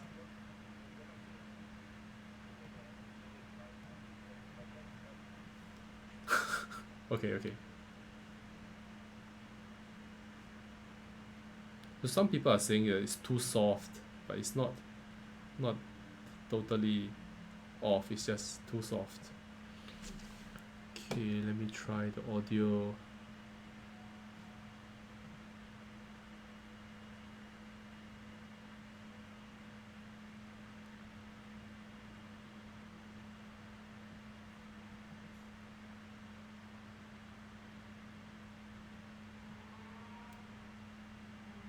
So annoying, so annoying.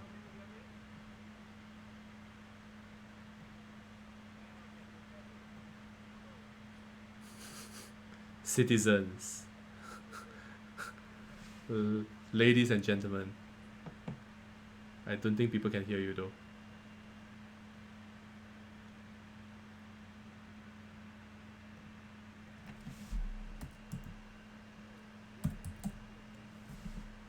Yeah, they are suffering because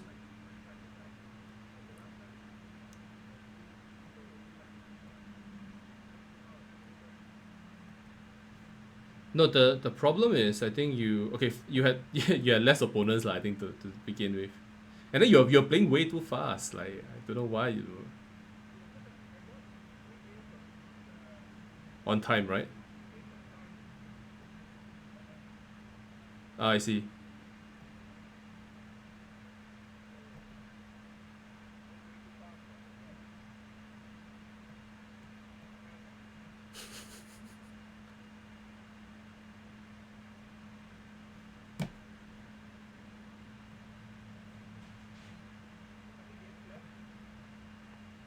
Um, I think 4 or 5 games left. Guys, can I just confirm that you guys still cannot hear? Yeah, it's a weird post-game interview because nobody can hear what you're saying. It's very unfortunate. I don't know. You can't. Like it has to be through Zoom. You can do it on chat though if you want. Yeah, this I very sorry for the amateuristic.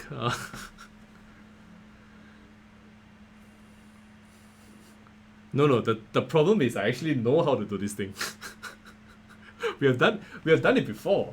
The 4GM Simul, remember? Some not anymore lah. Yeah. Also semi boomer already.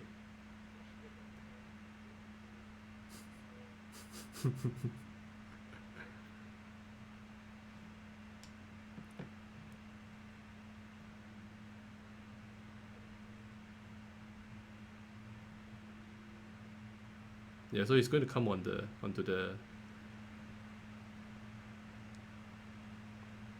Yeah, I've been told to repeat what you're saying, what you say word for word, which will be even more weird. Like I'll be talking to myself the whole time.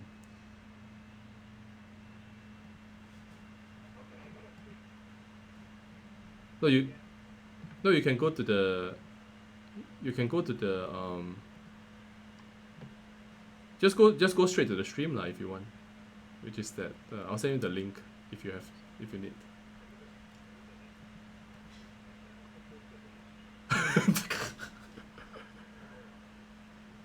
I honestly I sometimes don't even remember the link to my own. Yeah, like, no, I'm sending it to you now.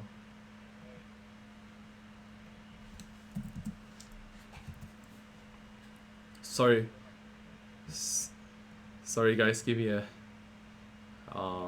very noobish.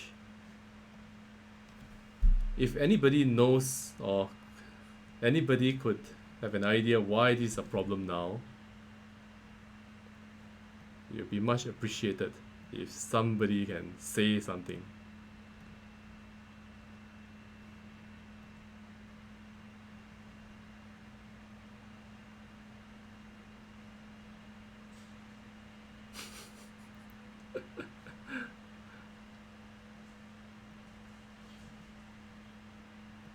Audio. I need to share screen plus audio.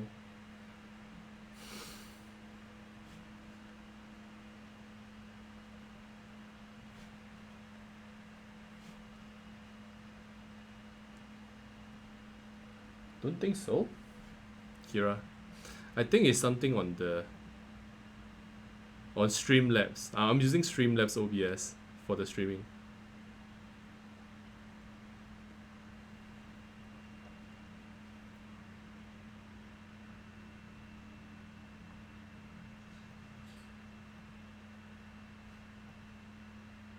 Let's try this.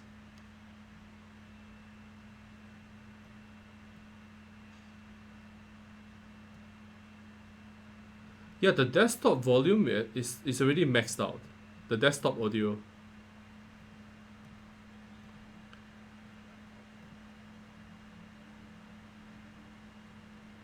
So annoying. Getting angry with this.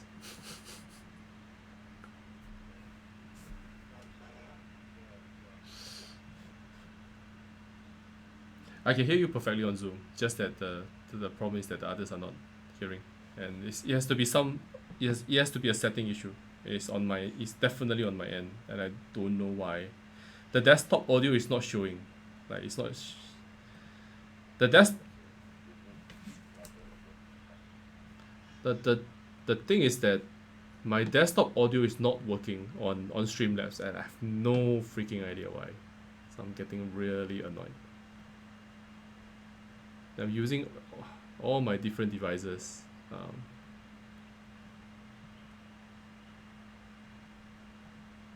Yeah. Sorry, guys. No, it doesn't. Yeah, that's the problem. It doesn't fluctuate. Bus tip.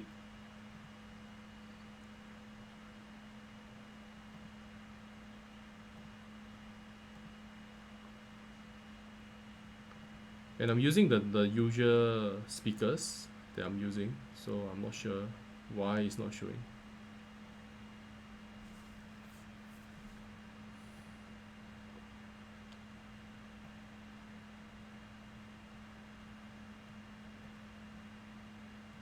Yeah, I know, but I turned it on.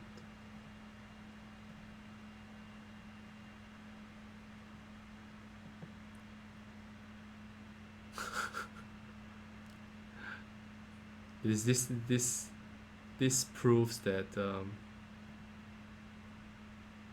this proves that I am definitely not a professional at this.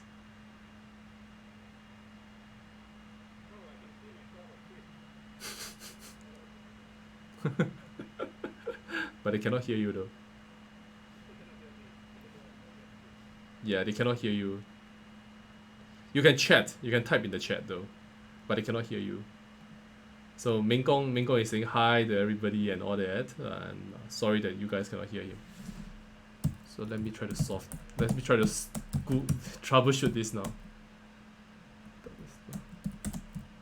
Oh wait, there's actually a how to fix OBS. Oh, it's actually a recent issue. I'm not the only one who has gotten this problem. Let me see how we can deal with this.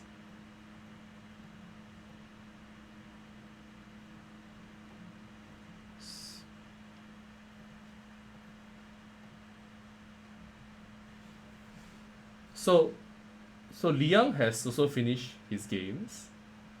He has done tremendously well, 15 wins and 1 draw.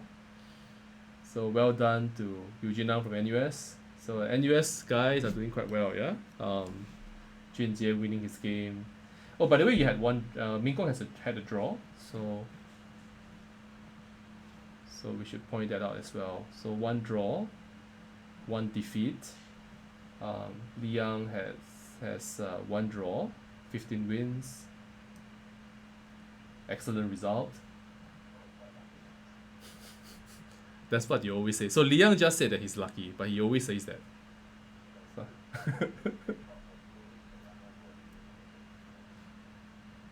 okay, so we will check that game in a bit against this exploding banana, whatever that's supposed to mean.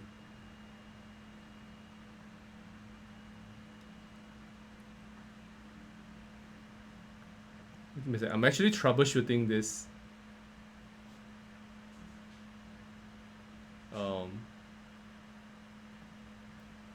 right now. I'm on the verge of giving up though. Super annoying.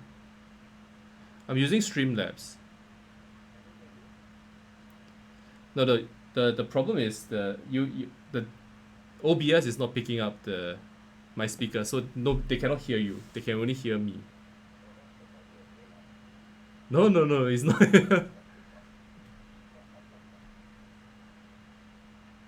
Yeah, I'm using Streamlabs OBS and I'm trying to add an audio input now. I'm still not sure how it's.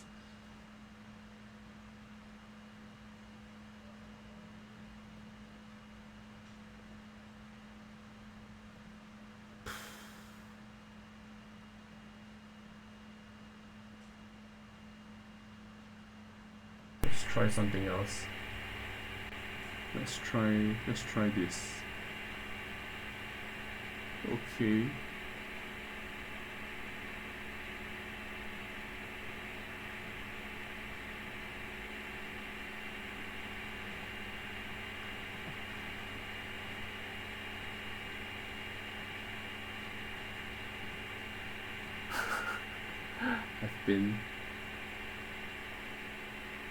I'm being many kind souls are giving me lots of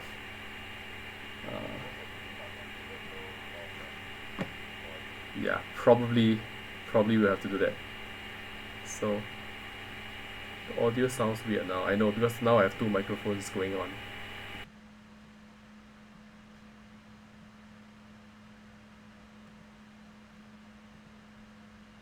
Yeah, okay. I give up. So maybe let's take a look at some of the games. Whichever game that you guys want to talk about. And I'll just. Okay, I think Jason is done. Oh no. No.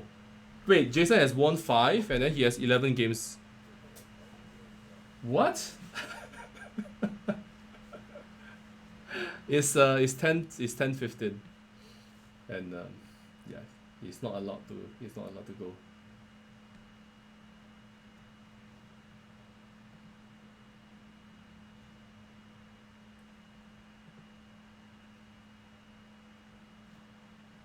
So maybe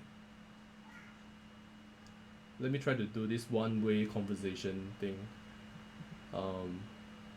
Bearing in mind people cannot hear from what you're saying. But okay, Meng Kong, what do you want? Do you want to share your thoughts about your game with Jace, the game that you lost?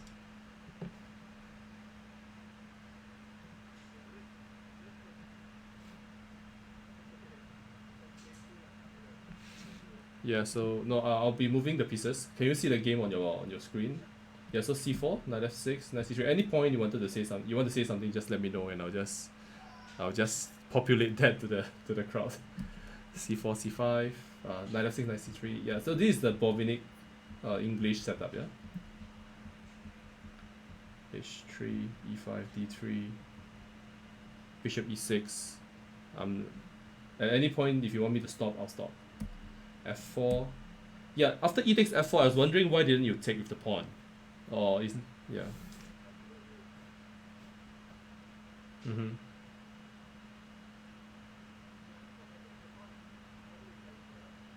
Yeah.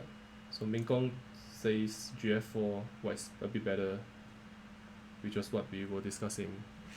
So knight f4, 97. Maybe you can tell me which critical point you want to this. Yeah, gf4 is a critical moment, yeah, in your opinion. Okay, so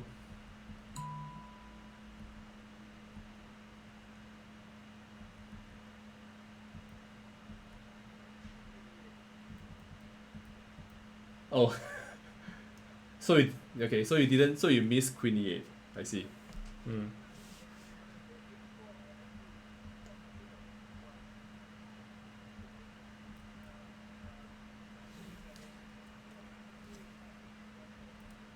I see.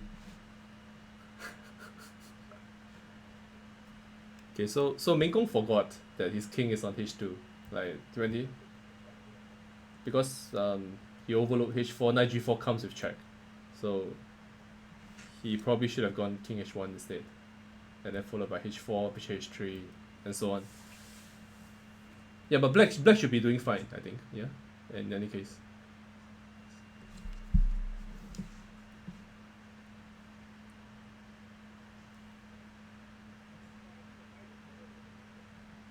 Yeah, the knights are better than bishops, I think. I agree.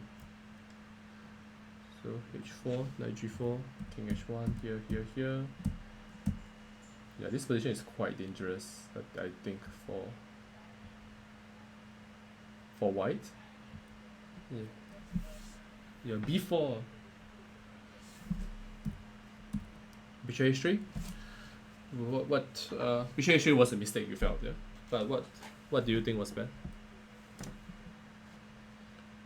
Knight h3.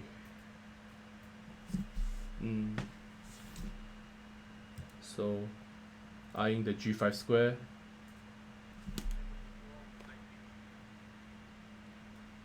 What? Where's the draw? How? Where's the draw?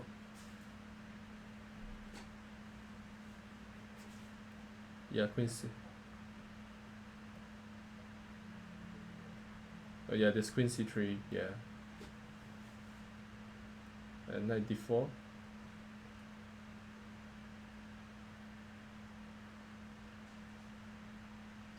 Yeah, still a little bit better for black, I felt. Like, just a bit better for black.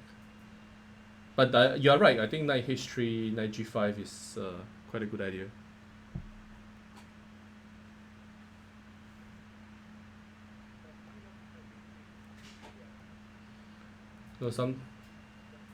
No, knight e5, just go back. Knight e5. Sorry, knight h3, knight e5, just go back. Or a4, some a4, I don't know. Knight g5, king g7.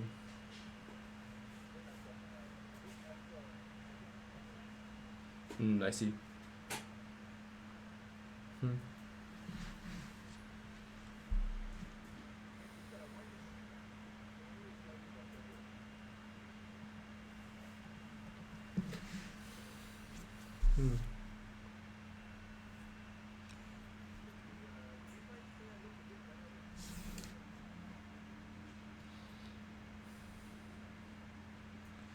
Yeah, I'm not sure.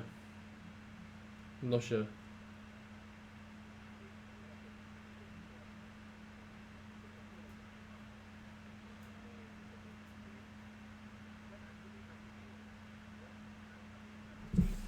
I mean, I could go.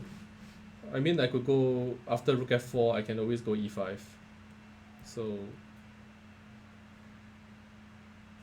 let's go back to this line. Yeah, maybe not knight e5 then, because I wouldn't be able to do that. But it's not so easy to find a move here. Yeah, a4. Maybe a4, knight g5, king g7. So this is Meng Gong's idea, to try to double up the rooks on the f file by this way. And if ever rook takes f4, gf4, and now the pawns are a bit more harmonious lah. So instead of rook f4, so bishop h3, I see. And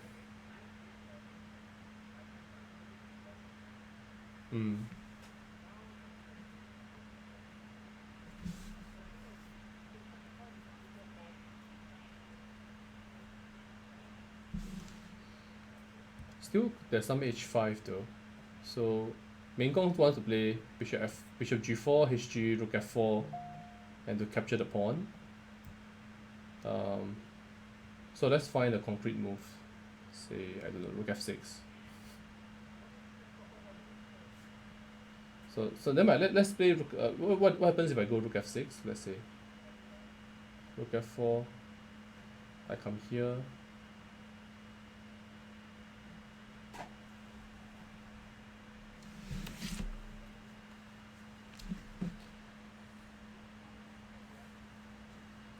bf1, and now I want to go this. I want to do e5.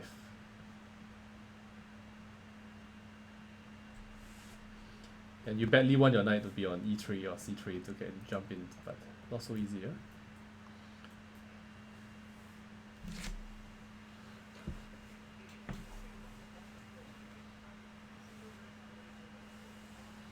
Yeah.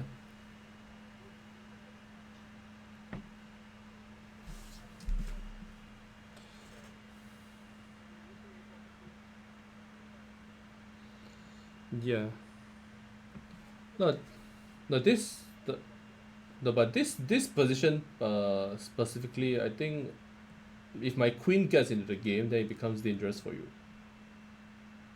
So for example, this position, how do you king g1, and if I take, you go king f1 or what? Okay, I take king f1.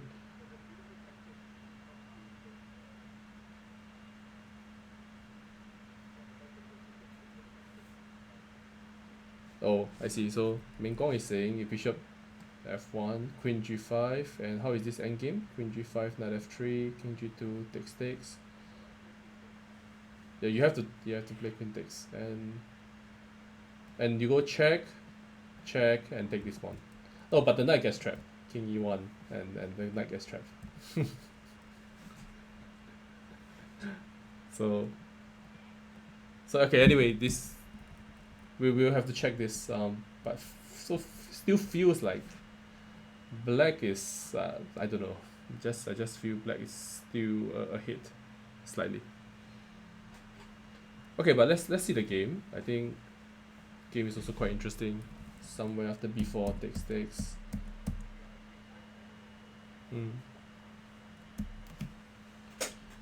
Queen f's. Yeah. So Meng Kong is saying that these silly knights are so strong. Which knight or both knights are strong? Both knights are strong, yeah? I agree. It's so difficult to defend this position. But we are find some nice traps. So here I think after bishop g4, ef4 wins, yeah, easily.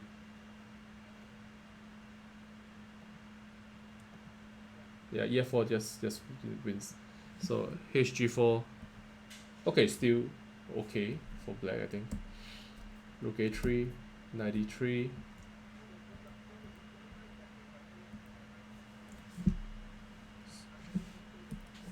Okay, so Meng Kong says after knight e3, g5, knight g2, and rook.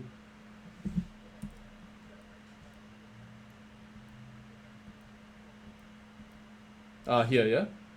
Oh, I see it. Yeah. Nice. Knight g2, queen f1, and then knight f3. Yeah, takes.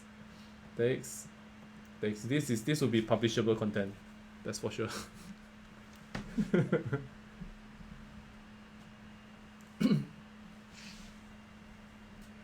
Yeah, very nice. So knight d5, here. So yeah, knight f5 is last attempt. I think this rook b8 is a good practical choice. But I think he played well. Yeah, rook a7 was good. Yeah, he just played well. No chances to defend this. Yep. So good job. Again, well done. Thanks very much, Meng Kong.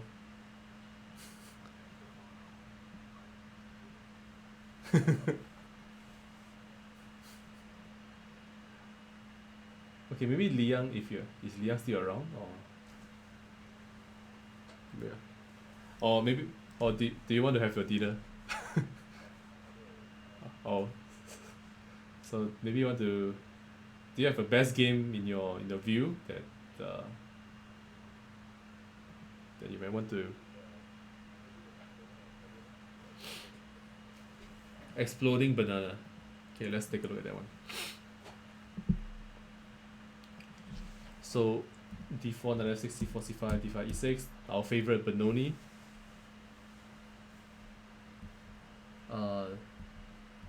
Here. Looks like a very good opening for you, no, Liang? But you see, the lichess evaluation gives bishop e2 a double question mark, which is kind of strange. I never understood. Yeah. No, because de6 wins a pawn. de6, fe6, queen d6 wins a pawn. No, it's a Simul, so of course you can oversee these things. Okay, so now it makes sense why bishop e2 is like a mistake. Knight b6 castles, takes, rook at 92, so pretty standard. But the knight on b6 is kind of it's misplaced. It's stopping black from carrying out his queenside activity, and the knight is better off on d7 because at some moment where it's going to go f4, e5, and you want the knight to be on d7 to control the e5 pawn, the e5 square. I mean, so knight on b6 is not great. So rook c1, bishop d7, b3, yeah, knight c8. But now, yeah, he's I think black is getting. Wait, let's check out who is exploding banana. Let's put a name to the name. Exploding. Yang Yuping from SUTD. Yang Yuping. Yeah, guys, Bang. I don't know how to pronounce your name, bro. But let's look at this one first. So rook b8, f4. So what is wrong with f4? It's given double question mark on lichess. b5, yeah.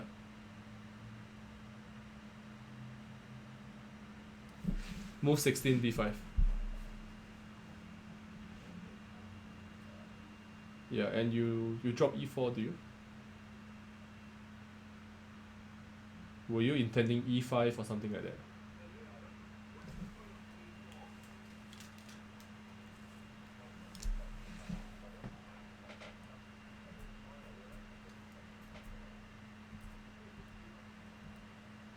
Yeah, okay. So Meng and Liang, they are talking about trying to stop how b5 can be stopped. And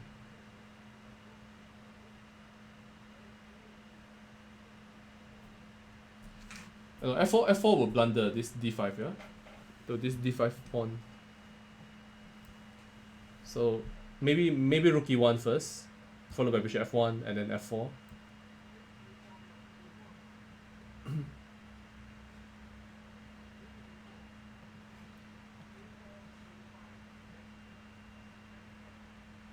Okay, so Meng suggesting a4, a5, followed by f4. Yeah.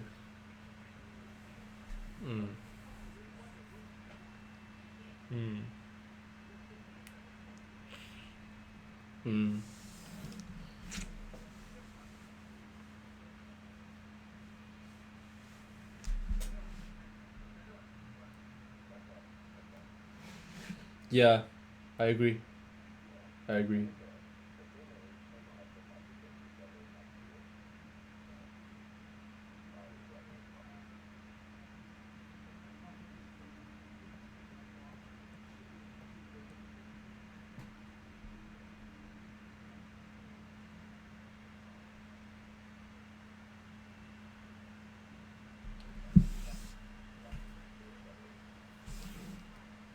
Here, e5.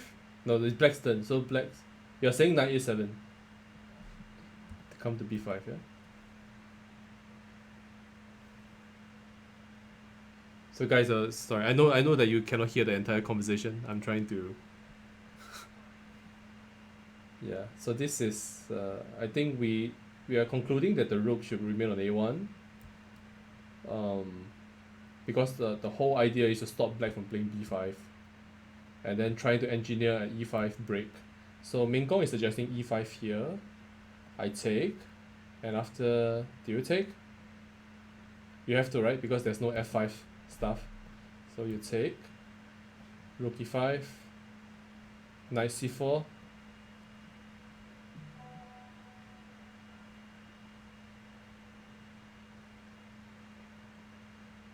Yeah. And then maybe bishop g5. Bishop c5, yeah, okay.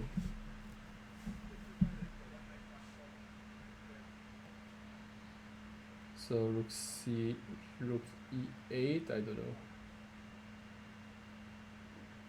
Okay, let's say rook e8, bishop c5, knight b5. Still, it doesn't feel like it's as bad as as it should be, right? Does- yeah, but Unis is always bad. Yeah, I mean, we both play the Benoni. Actually, all three of us play the Benoni. I remember Meng played the Benoni against Wu Shaopin at the national championships in 2000 and which year was it? 2005, I think. Yeah. Yeah. So that. Yeah. No, it's not so. Yeah, it's already not so bad already, right? Because.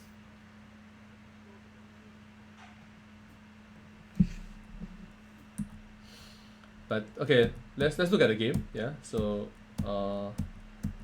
here, okay, instead of queen e7, b5 would be pretty dangerous, I think. Yeah, this is good. So this is a very typical, guys. So this is a very typical way to distract white from his control over the e4 pawn. So very often in the Benoni, black is trying to attack the e4 pawn with rook e8 knight on f6, and then they have two knights, d2 and c3, and then b5. Even though sometimes it comes as a sacrifice, not now. Now it's actually protected twice, but sometimes it comes as a sacrifice to distract the c3 knight. And if you capture the b5 pawn, let's say it's not defended twice or three times, then black can counter with knight takes e4.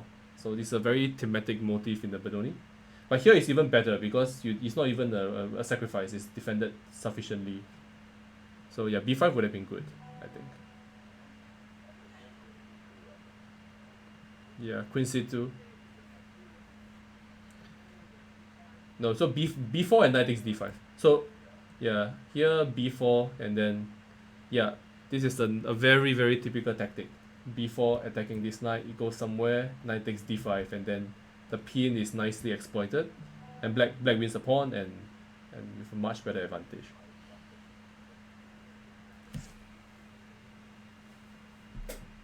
But I'm not going to go knight c3, I guess.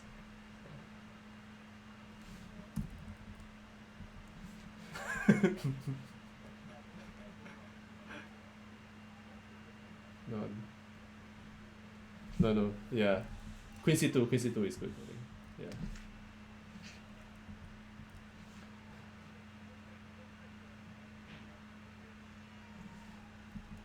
No, you can't. I don't think you can do that. Position collapses. I take everything. I take too many. Knight c4 here? Really?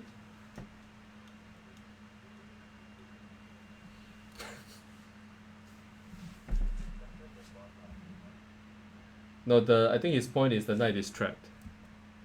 So somehow it's trapped, right?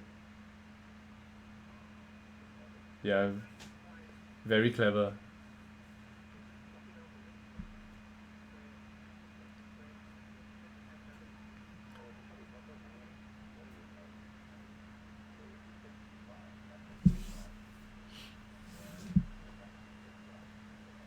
Yeah. And then if I was thinking of this line also. So if ef6, knight c4,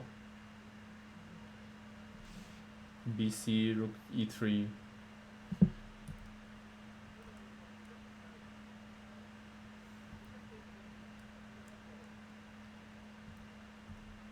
Knight b6, bishop f4. Wow. Okay, just keeping everything, right?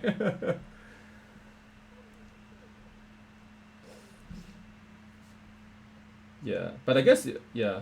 I mean, I can leave the knight hanging for a while, and then But this is yeah, definitely interesting. Okay, let's try to see the rest of the game because Jason is done also. So there's a lot of demand for people to analyze their games. So let's take a look at the how it panned out. Queen e7 a5.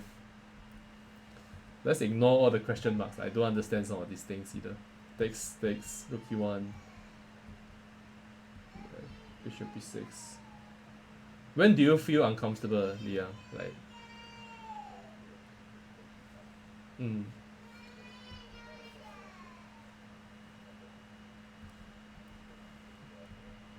mm-hmm. So Liang said black played very well at this juncture. Yeah, okay, this position of course like black is doing very well with bishop pair and everything, right? b6 could drop. Like, why is it that I don't get this sort of position against you? I no, I don't. So king h2, queen f6, g3. Yeah, this is very dangerous. That's for sure. Yeah, I don't like rook takes c1. And yeah, maybe queen d4. Yeah, queen d4 looks good. Queen, yeah, queen d4 coming to f2.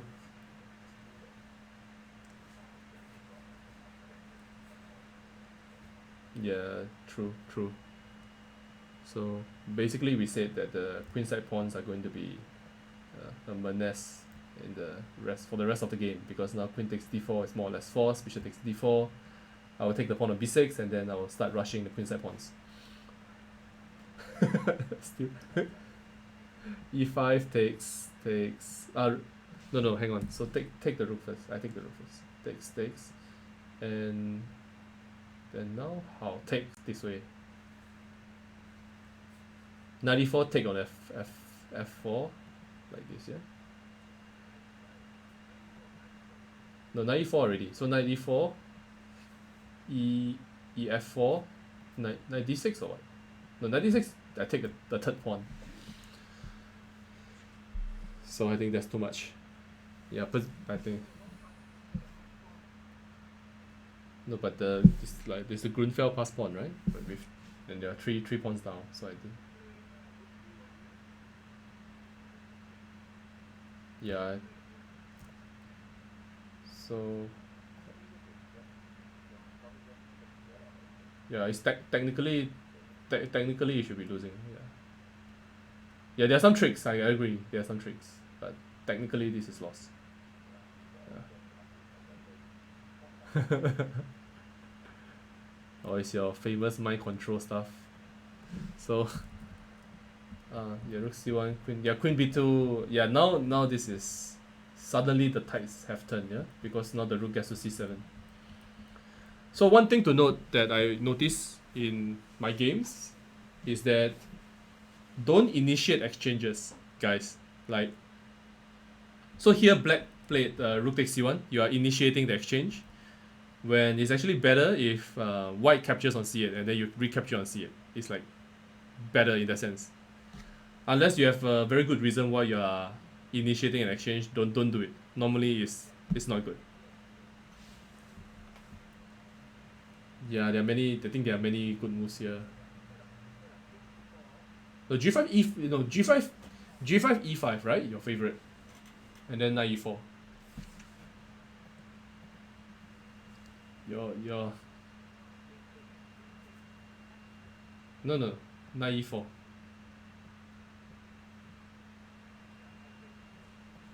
Ah, okay, I see. And then f5.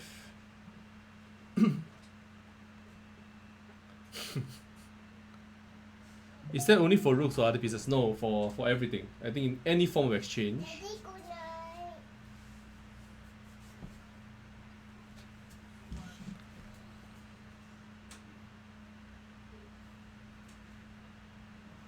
Rook takes c1, rook takes c1, queen e3. Yeah, okay. This is queen c3.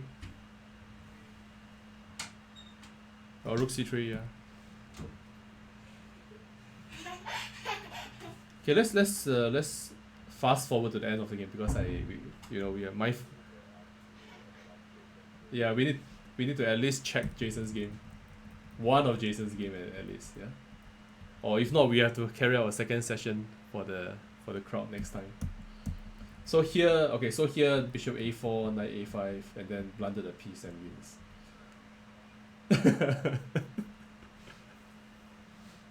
Yeah, okay, and then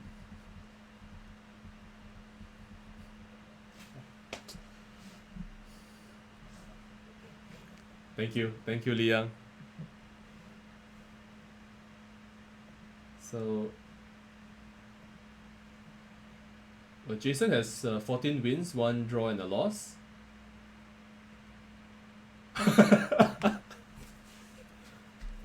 So you lost on time. Which one is it? Where? Well, which?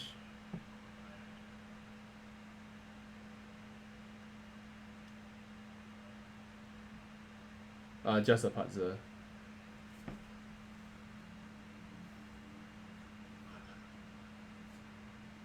Mm-hmm. So Jason lost on time, I think, in the final position, and he was saying that he prob. Yeah, I think I got to, maybe I got to. There's an echo from one of you, so let me. Yeah, some of you, one of you has Twitch on, that's why there's an echo there. So okay, let's go back. So this is a Slav, a A6 Slav, C5. I think, yeah, that's what you play. Bishop F5, Bishop F4, Knight BD7, H3, E6, E3. Jason, is there any moment you wanted to point out, like in the game?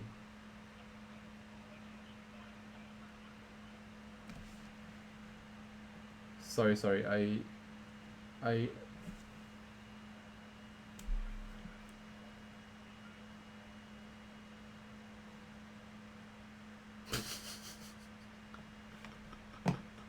but I cannot translate that to the crowd, so you have to say something that I can.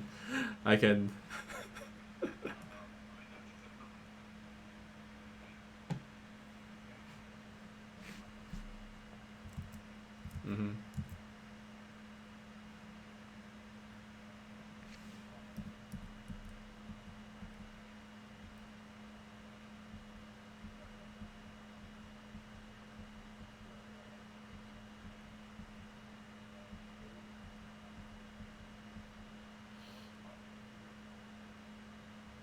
Okay, so Jason is saying that these positions are still very even.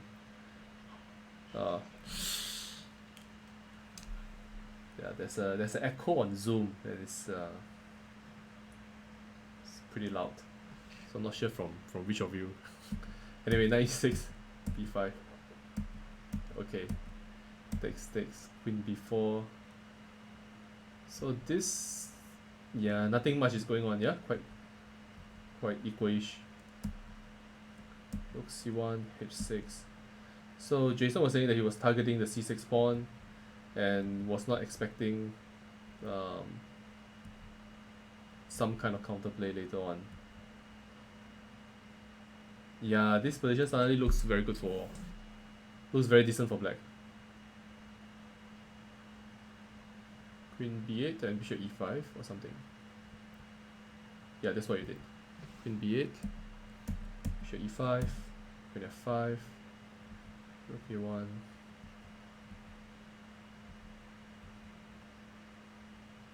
Yeah, okay, so this position, according to the, as you can see on the screen, that this should be losing, but I don't know how. How is this losing? Queen d3 or what?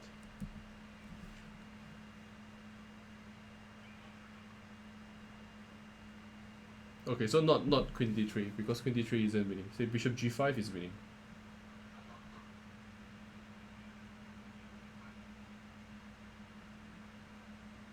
Bishop g5 followed by queen d3, yeah?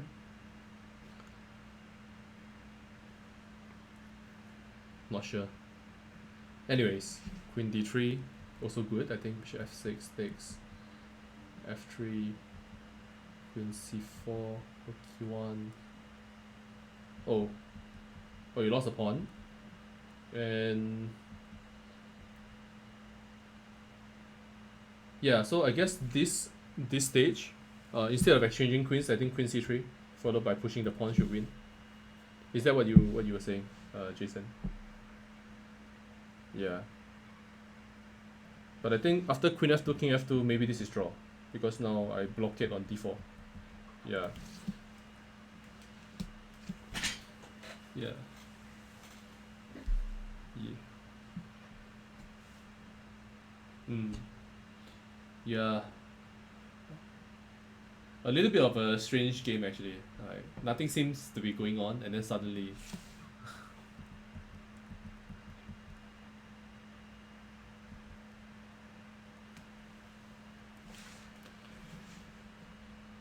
Okay, so any final thoughts? Okay, I mean, if I can't, the crowd cannot hear your speak because of whatever settings that I've set. I have to fix it later.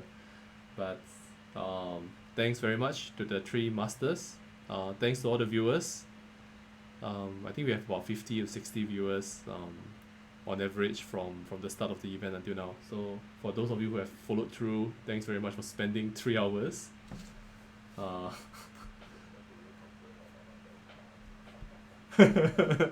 Yeah, so don't complain about not getting sound. But thanks very much for of course to the masters, Meng, Liang, Jason. I know that is you guys have to rush home to make this happen, and yeah, it's quite fun for me. And maybe we can decide on whether we want to do a best game prize. Yeah, if you guys have could find or have a worthy winner. So thanks very much, chat. Please say thanks to the masters for those who are here. Yeah. So thanks guys. I'll let the three of you go. Good night. Good night. Bye. Okay, so I think we have come to the end of the event, and yep, I think we are done. Thanks again to everybody. I might be hanging on online on lichess for a while, so if anybody wants to blitz with me, just issue me a challenge. I won't be streaming anymore. I will go and I'll go and have a drink, eat a bit of food, and then I'll be back. But I'll be online later to play some blitz. So if any of you want to, fully, yeah. What's my routine for improvement? I think there are a lot of things that you can do. Firstly, okay, the most important thing is to read. I think without reading, is there's no way you can improve. That's my take. Right. So you need to find good material. You need to know what your weaknesses are, and then and just so like, to me, I think things like tactics and calculation are the most important, even at high level. So I work a lot on calculation. So the Yihua Chess Club guys, they are very aware because I kept harping on them that the calculation and tactics are everything at a certain level. Like when you want to become FMs or IMs and GMs, and that's when positional understanding is more important. But at the start, right, you need to make sure you're not blundering stuff, and you have to calculate well. And then we can talk about things like opening preparation, having a sound opening repertoire. How many times have you lost a game without knowing what to do in the first 10 to 15 moves? And when that's happening very often, it just simply means that you're not having good openings. So I cannot pronounce your name, but Gambits 2021. Can you show me a puzzle? No. I'm logging off in a bit. It's about 3 hours, and I need to have a break. But you can. Yeah, I'm not even sure how you can show a puzzle from on Twitch. So how can we find the best move when analyzing our game? I think that's, well, firstly, I think you need to analyze with somebody who's better than you, as much as you can, so that somebody can provide some insights that you might not be aware of. And obviously, the better the player is, the more likely he's able to find a good move in the position, right? I think that goes without saying. So if there is a algorithm that of thinking that allows chess players to find the best move all the time, I would like to know it, and then I can challenge Magnus. But I don't think such a thing exists at this time.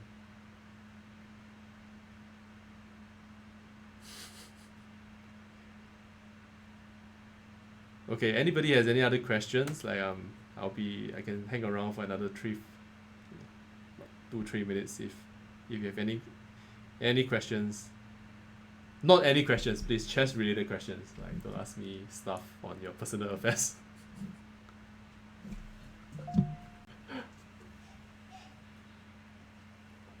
Yeah, the what keep us is pretty sick, yeah. 99%. Half is come on, man. Do you really want to be banned?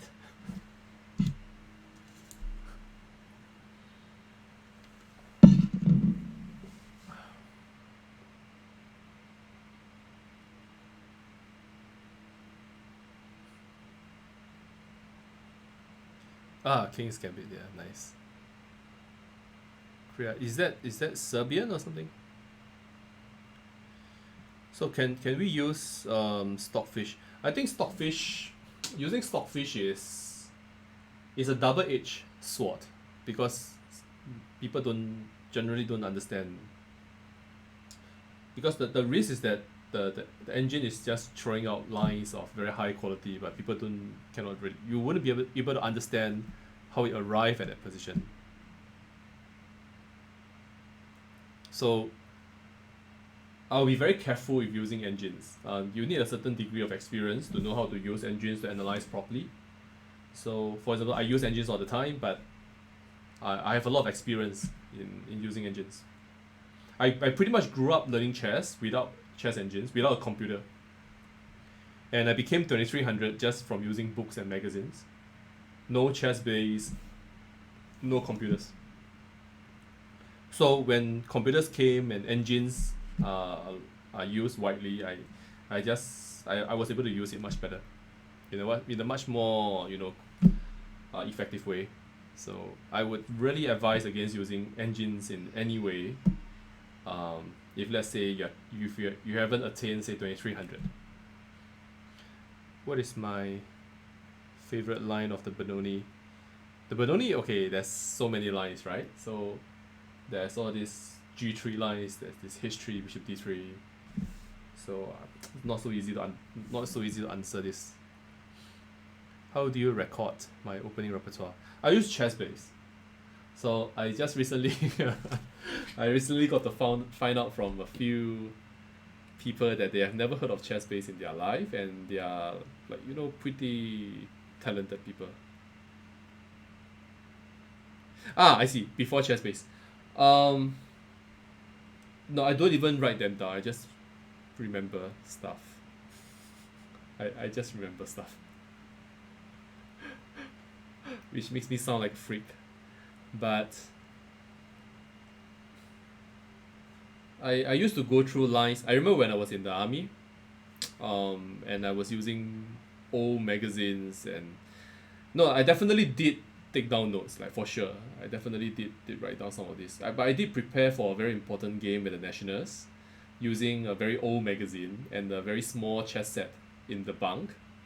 And then everybody was staring at me, thinking that I've gone mad because I'm just analyzing on my own. So they asked me whether I'm playing with myself. And that's probably a sign of insanity. And I said, no, this is called analysis, right? And I definitely was old school in that way. But ever since ChessBase came, like there was no chance, no more handwriting and in little notes. Like, why do a lot of players like to use Queen's Gambit? Well, it's a good opening, man. What can I say? D4 and C4 is just a good opening. First move e4 is also a good opening. These two are like pretty much the best lines there are for white. These openings have existed since the 18th century basically. So that's the reason why. Yeah, on the Perpetual Chess podcast. Yeah, I actually do recommend. I still really believe in winning chess brilliancies from Yasser Seirawan. Let me look for it actually. Let me search for it. Let me do a search.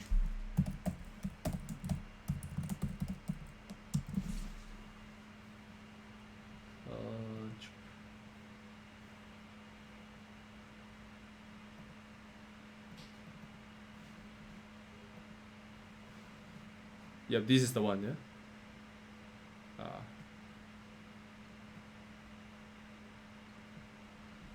So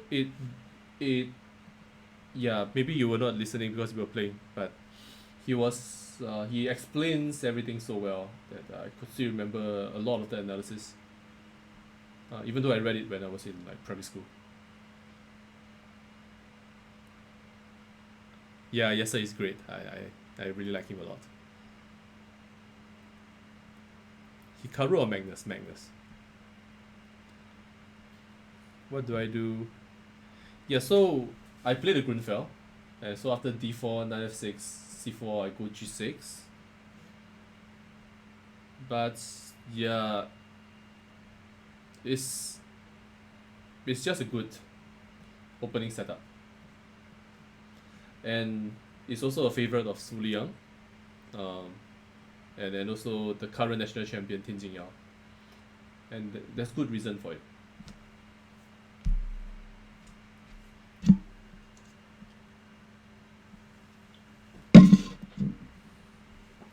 What do I play against the English? No, I don't mind more questions. So I like to play this Bovinic stuff. English symmetrical. I know that it looks boring, but I understand these positions quite well since I've spent a lot of time trying to figure out the move orders and stuff. So I quite like this. Basically, I go like the Bovinic setup, but with black. I go here, here. So I get many games like this. So for example, here, here, here, here, here, d6, castles, e5.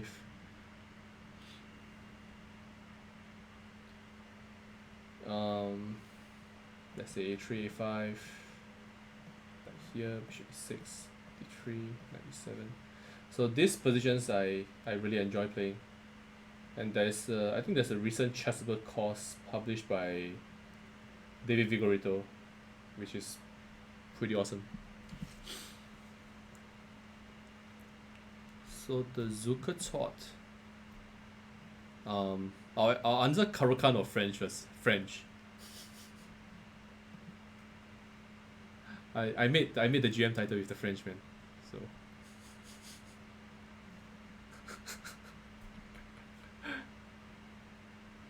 YouTube channels.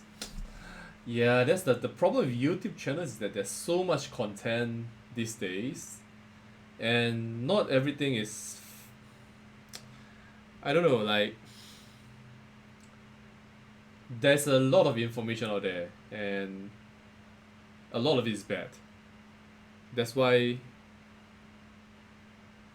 You know, a lot of this content is meant to sort of be entertaining and to generate likes and views, but from a purely instructive and educational point of view, I would say 99% of the content is pretty bad.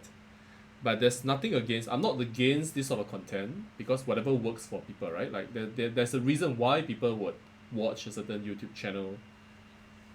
So many commented on Agat Matsal. I'm sure you guys have heard of him.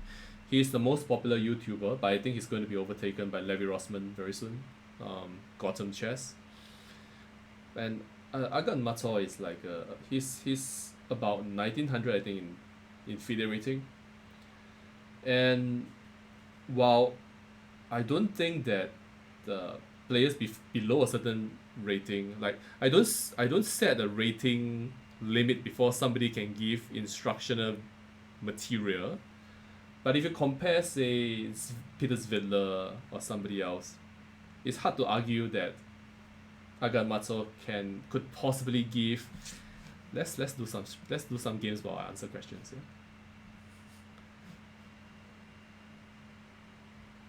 So let's keep going. Whoever wants a game can challenge me. So I find it hard to believe that the educational value from Agamotto's chess channel could be better than, say, um, Hikaru. And even Hikaru talks a lot about non-chess stuff. So that's basically my take about um, chess streaming. If that makes any sense.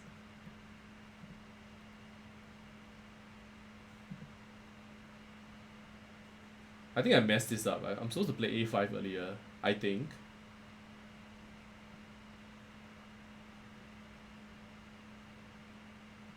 Let's go knight b5. I don't know if I'm doing this correctly. So here I'm trying to play d5 at some point. Why though? As in, why the French? I just grew up playing the French, man, since I was a kid. So there was a period of time when I was scoring really well with the French. Like, I went a whole year unbeaten with black, and it misled me into thinking that taking black is better than taking white, which is just nonsense. Of course, white is better. What is the borderline rating between a casual and a more? I wouldn't use rating to describe. Yeah, arguably, I'm like a casual player now, you know. So I think anybody can be a serious player, as long as you put in the work. Like that's my definition, if I have to define. Oh, so this Junjie has 2200 on lichess, so he's pretty good. Hey, wait, I lost to him before. What? What is this? Ah, this is that the bullet tournament, yeah, this hyper bullet stuff.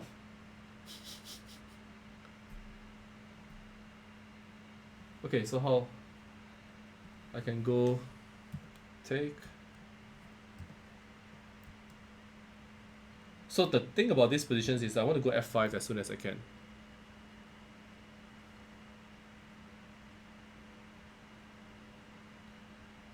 But I probably don't really have to rush this decision. I could even go rook c. Ah, no, he's threatening bishop b7. Okay, I'll take this one. And then if he takes with the pawn, I will play bishop f5. If he takes with the knight, then I'll worry later. Probably take with the knight and then followed by bishop d7. Okay.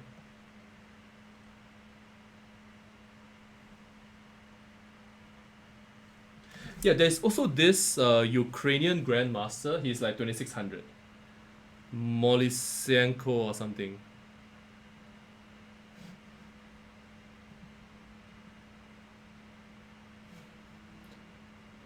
Yeah, he's really good, and he gives brilliant material, but he gets like 10 likes, which is really depressing. Like when I when I saw some of his content, like nobody appreciates the work that he does. So why don't you guys give him a follow? Yeah, let me check it out. I cannot remember.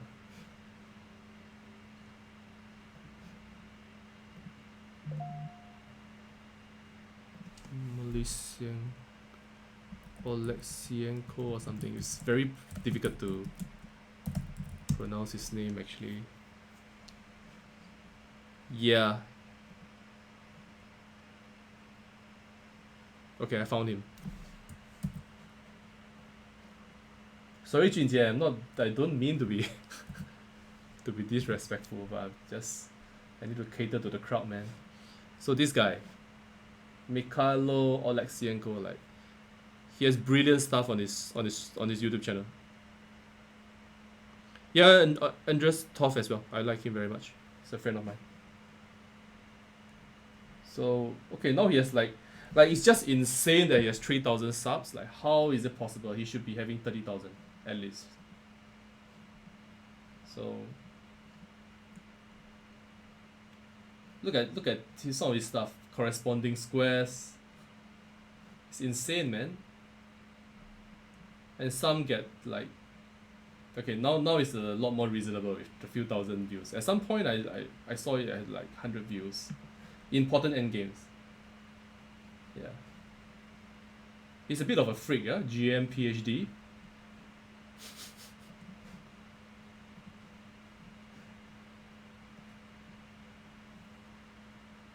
Yeah, Andres Toff is a very good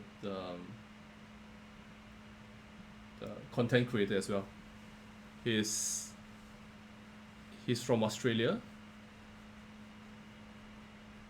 I think he recently released some chessable courses.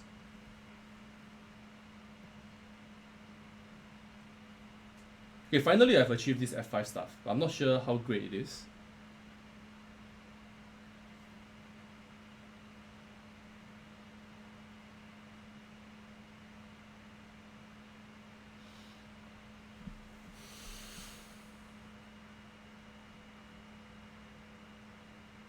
Yeah, my position is probably fine,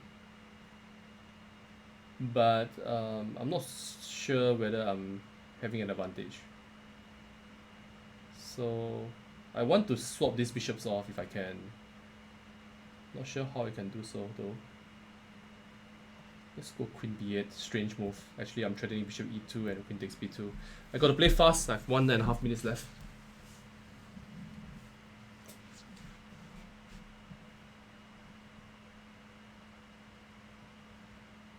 Bishop d7.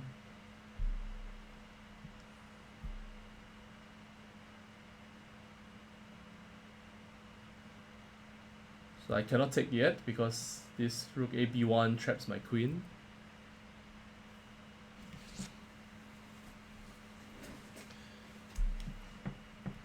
I honestly have not streamed so long that I've forgotten how to talk to myself. Like, wow. It's been a while since I've been doing this. Okay, so he wants to trick me into taking on b2, yeah? Of course, I'm not falling into that.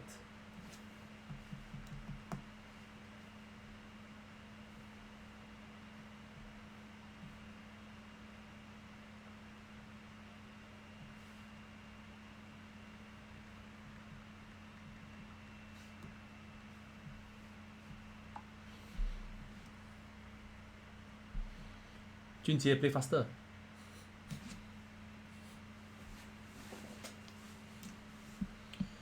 Rook a2. Yeah, chef, get quiet.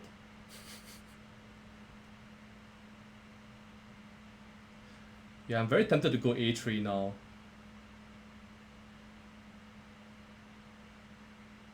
Queen b4.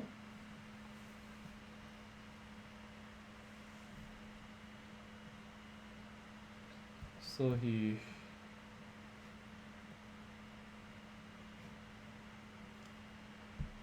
Am I friends with Eric? Yes, of course. He was my roommate once, and then we traveled to some events together. You know, when somebody asked me, or when I told somebody this, I think on the Yuhua club, they were like, what, you know, what, how, you know.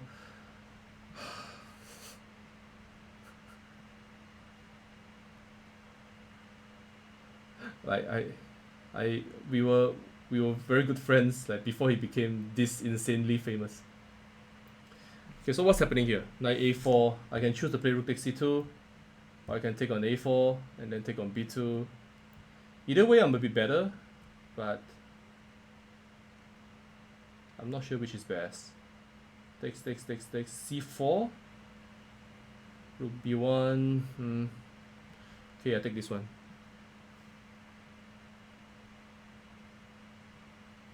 Kira, do you want the picture with him?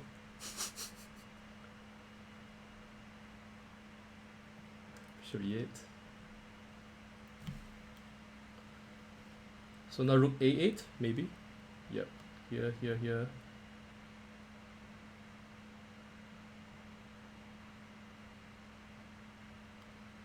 I'm gonna flag him.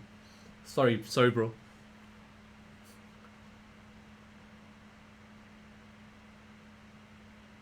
Okay, so okay, I might get flagged. So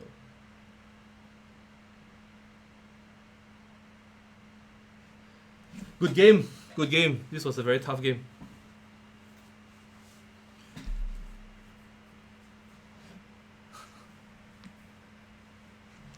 Nima, why didn't you play the Simul?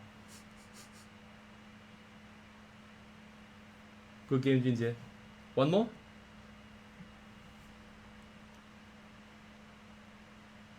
Yeah, Anna Rudolph came down once.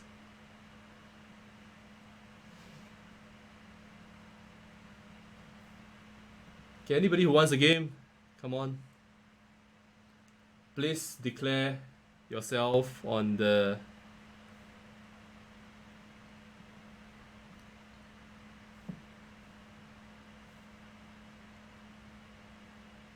Wait, who is this guy? I'm on the train. Okay, this is Jonathan Go. Let's go.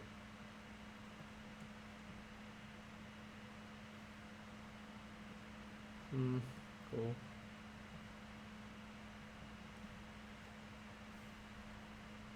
Portsmouth Gambit, guys.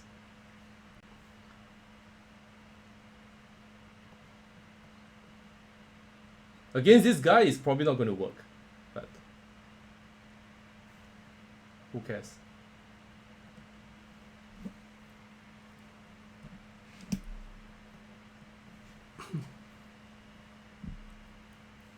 No, Junjie, I think you did well. Games were very complicated. e6, queen d2.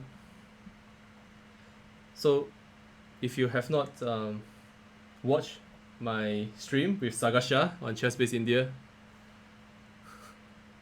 I analyzed this gambit like in some detail actually.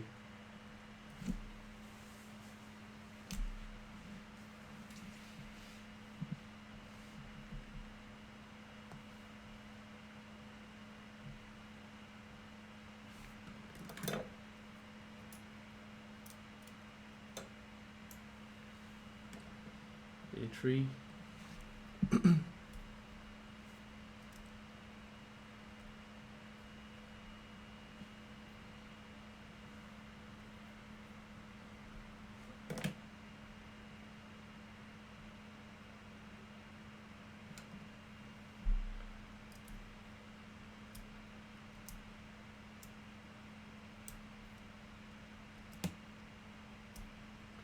So Jonathan Chan won his game against Jason just now, yeah? So another Yuhua representative.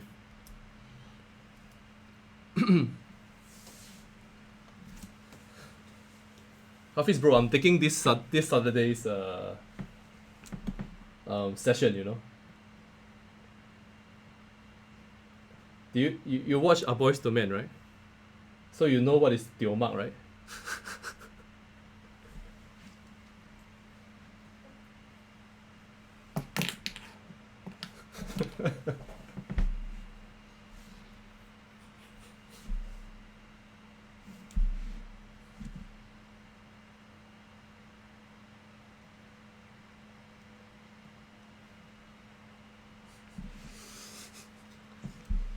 I might need some volunteers carrying tables.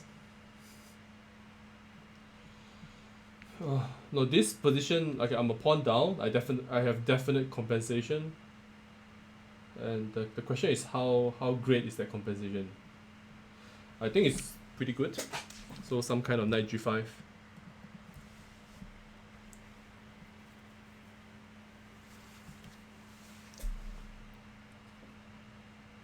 So how is it that nobody has asked like what's happening this Saturday? King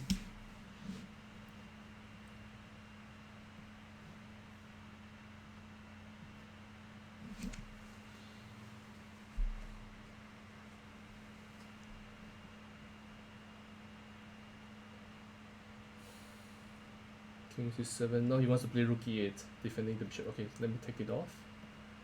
And then castles. Okay, I'm just a pawn down and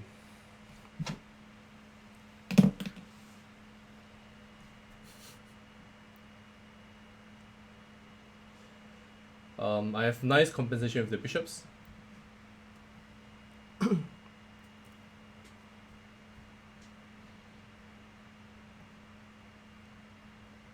Why do we have to do this in the West?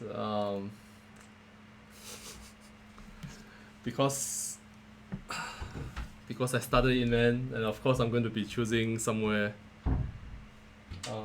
that's closer to. Still awake.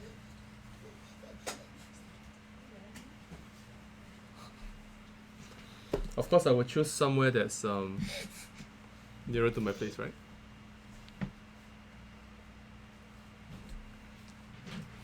Yeah, better be more careful with this guy.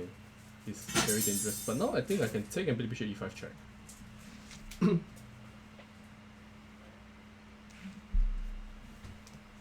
So black needs 2 tempo to get the knight to d5, and then I think he's fine.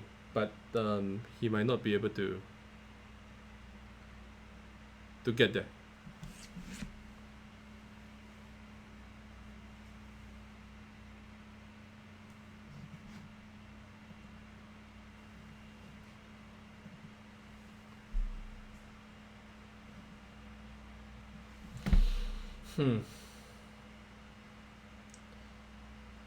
Okay.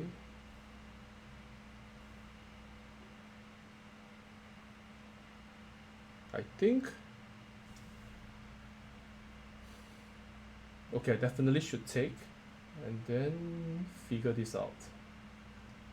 But is there a direct win here? It feels like there's some kind of win, but I don't see it.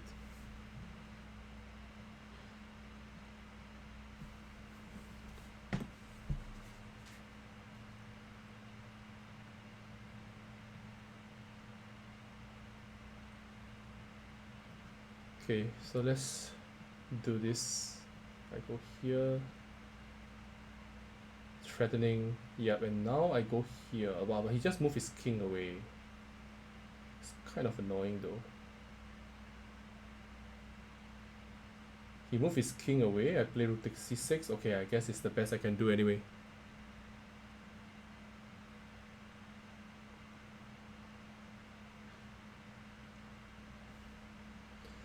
Yeah, Kira, I know it has been a problem.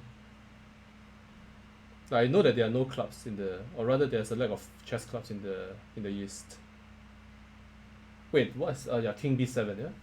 So he's saying, so what Jonathan is doing, rook takes c6, King b7, and somehow I'm not winning material, which is kind of annoying because this position looks very nice, but I don't see how I'm supposed to win this.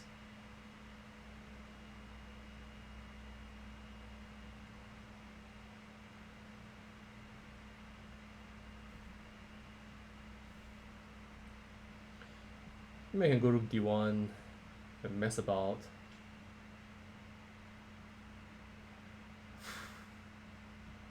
Okay, let's go rook d1.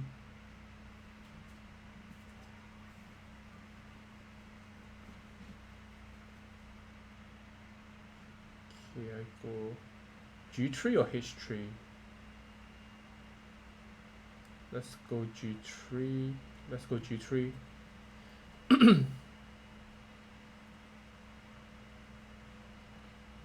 Okay, let's force your king back.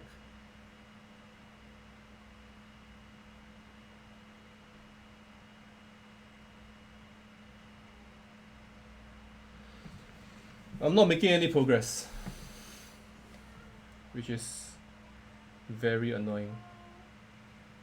Let's go here.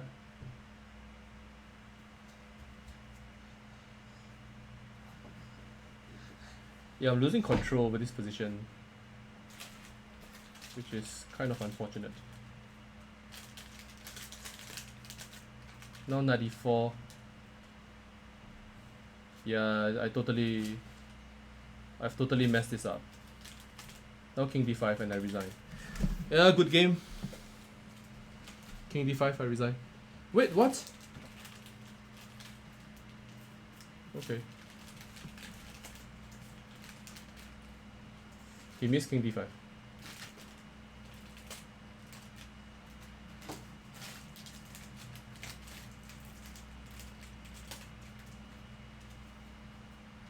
Bishop c3 and okay, I didn't see bishop c3. Yeah, that's a nice move. I completely missed it.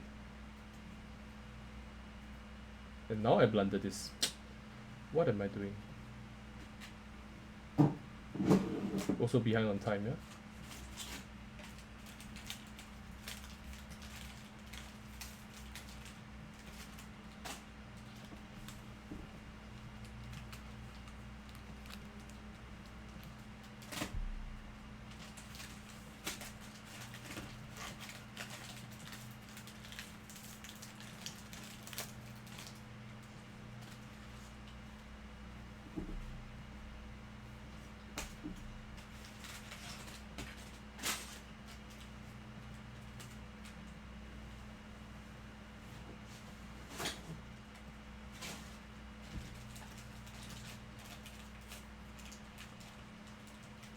Down to the wire now. Am I winning this? Am I going to win this? Oh, I'm going to win this. Sorry, bro. I should have lost this.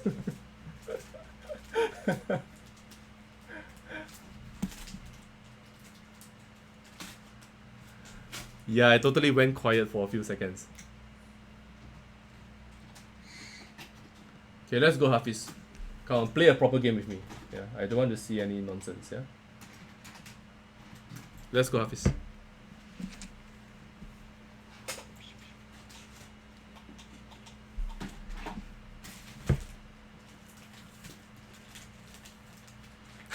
It wasn't even a swindle, man. Like, I'm just moving and trying to survive.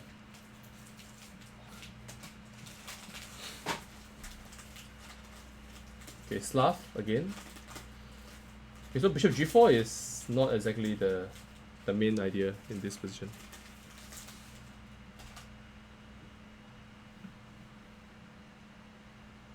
Yeah, king d7, knight 95, king c7. Yeah. Guys, he's afraid of me already right now. Like, he's afraid that he'll get volunteered into a lot of stuff.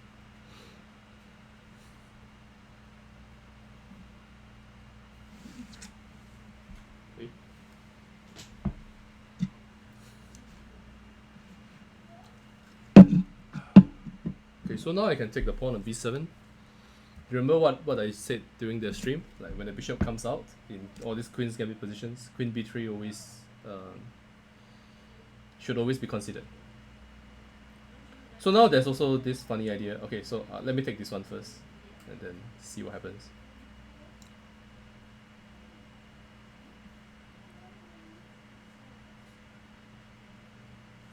You're watching the stream and playing me at the same time. Like you have the biggest advantage in the world.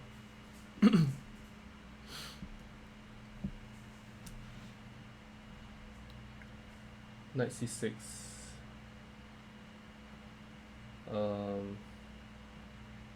Which one do I take? Oh, queen c6 could be even stronger, yeah? Let's take this one.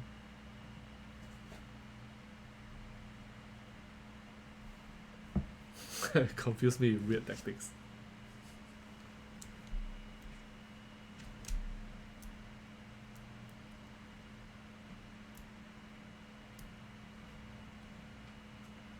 What? Bro, yeah. What is this? I mean, I told you not to give. I'm totally confused now, like because I have a few pieces that I can capture. I'm not sure which one I'm supposed to.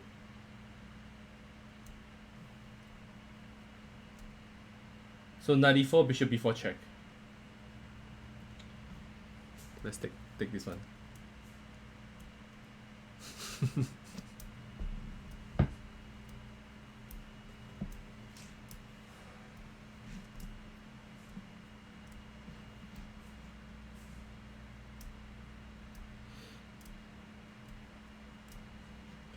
No, the problem is now I can move my knight back to c3 or bishop d2.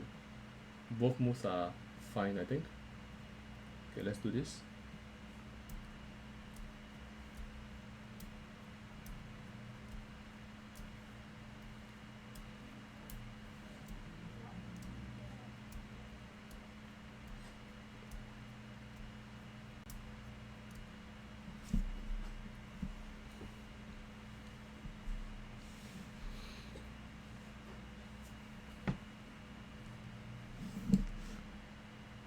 c8,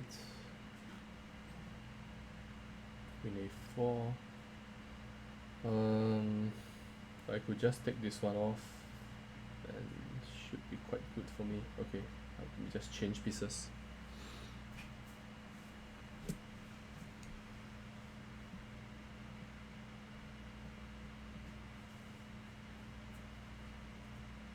And I'm a piece up, so life should be good.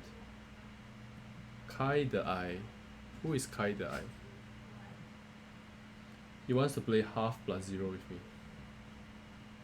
Come on, man. I'm too old for this.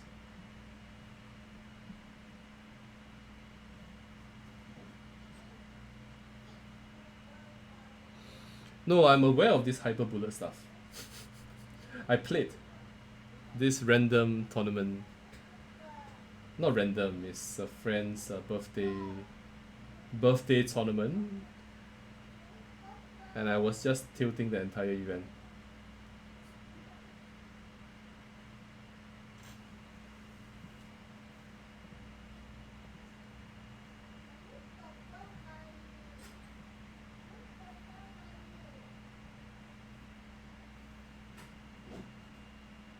Okay, back. Somehow I got disconnected. Give a check.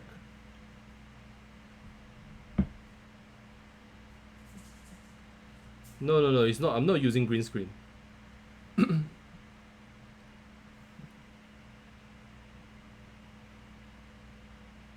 not using green screen. I'm just using the normal virtual background. That's why there's all this stuff going on in the back. No, if you want to play, you have to accept whatever happens to you, man.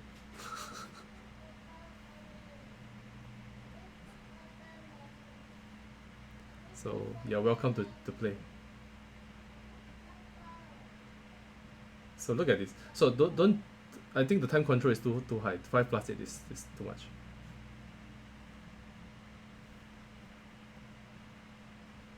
I don't play 5 plus 8. It's way too much. It'll take too long. Javier, sure.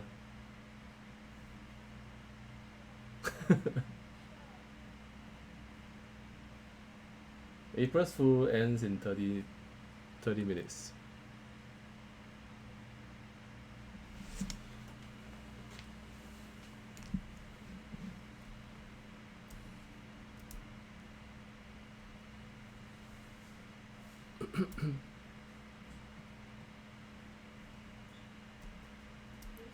One plus two. The plus 8 is too long, man.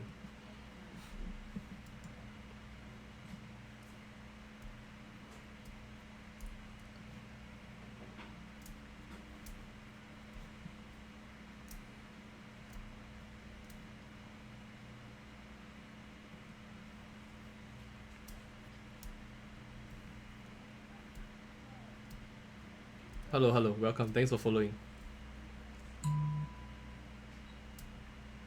Your name is a little bit difficult for me to pronounce. Sorry.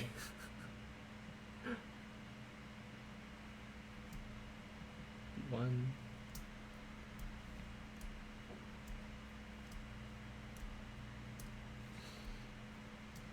Bro, you were dead about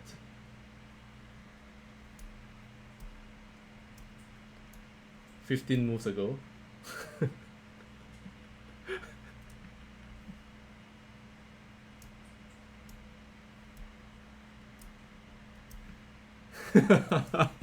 I provoke him into resigning. No worries, man. I'm from Singapore. My name is Chinese, so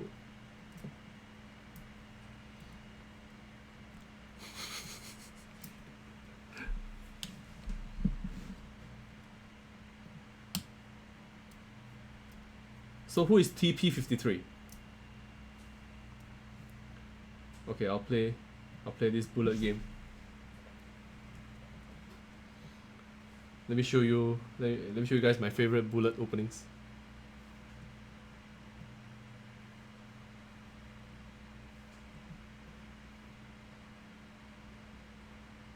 Ah, Nicholas, hi. Oh, you played just now, yeah?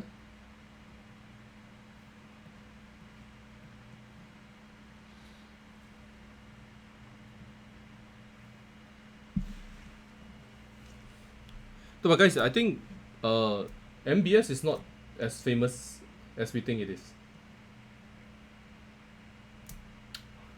I think I just made a mistake.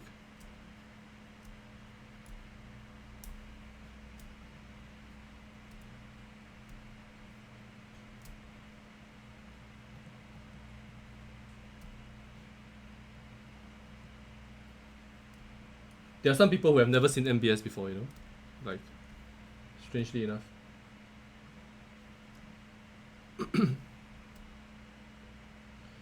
Okay, takes 94. Let's do it. Queen D7 though. It's annoying. How long have I played chess for? Since I was 10. So nearly 30 years.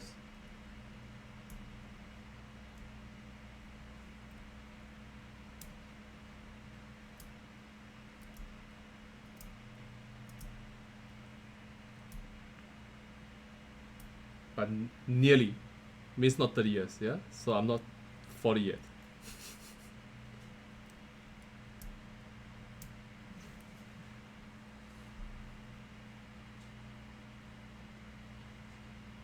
So I used to be really good at bullet, by the way.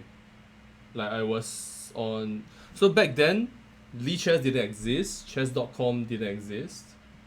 And if it goes bishop h6, I'm going knight f5. And everybody was using playchess.com, which is this German... It's a chess-based interface. And yeah, I was having 3,000 ratings there for a long time. So he's sacrificing everything, yeah? What is this? I'll gladly capture. Can I play Chinese chess? Yes, I can. I was actually quite good at it.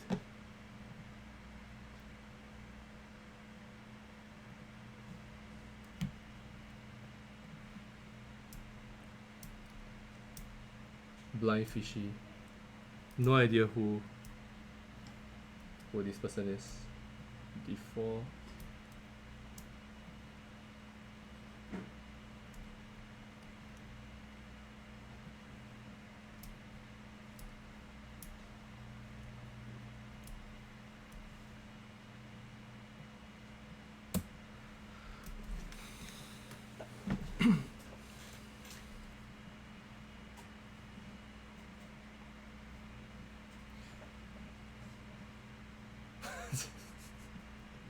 My opponent is asking me how is it that I'm still alive after 3.5 hours of streaming.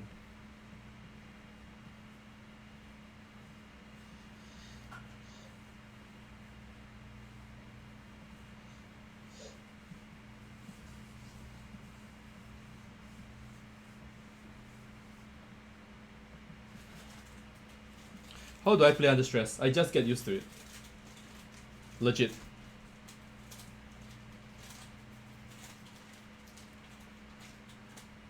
Basically, yeah,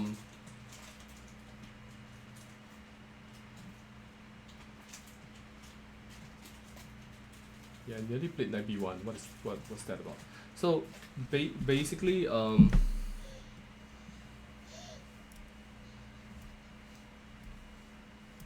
I was trying to record the theory for this line, and then when you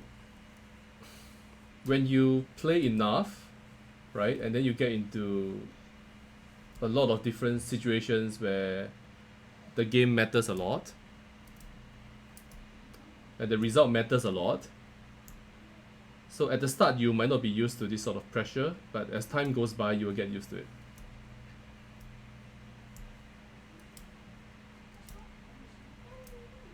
How much do I charge for a lesson? Don't ask me this stuff, man. It's not. I don't really coach too much this often. Only a few students, and depends on, because I don't have time for this.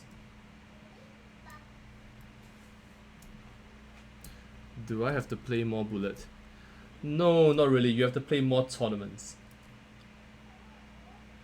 and then you get to feel that experience of having to train and prepare.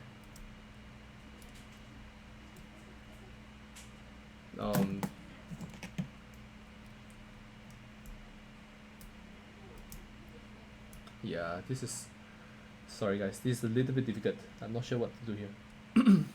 Because now I wanted to go knight c5. I thought I could play knight c5, but I miscounted. Like he could just take.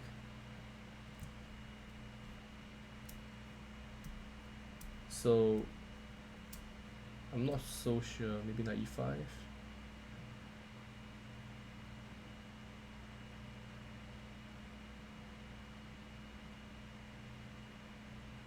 I'm not sure actually.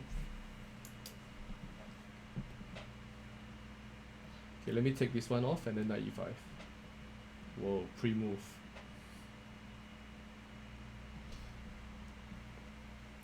So it's not about playing more bullet, it's about playing more tournaments. Like, because bullet is just casual, right? Do you really feel pressure? Like, so what if you lose? Nothing happens to you, right? But if you play a real tournament, when maybe if you win, you get selected for some national squad or something, then that's real pressure. Which countries did I travel to? A lot. Friend, don't play knight g4, man.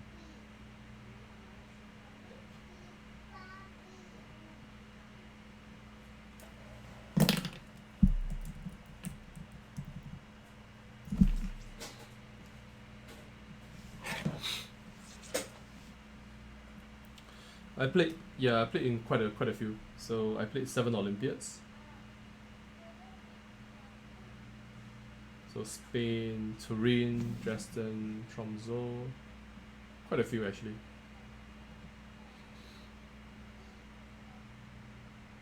The last tournament I played was in Myanmar. It was a match against the Myanmar's #1 player. And then I played in Vietnam.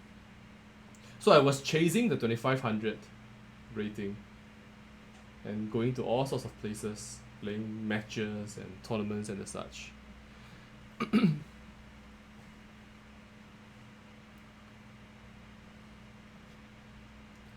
Have I played Magnus? I played Magnus in the Simul.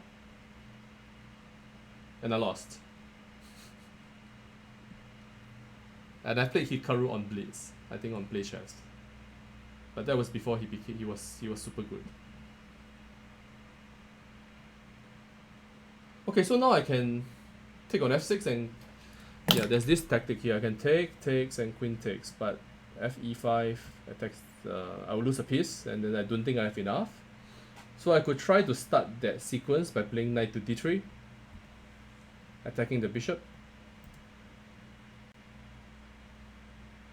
And then I take on f6.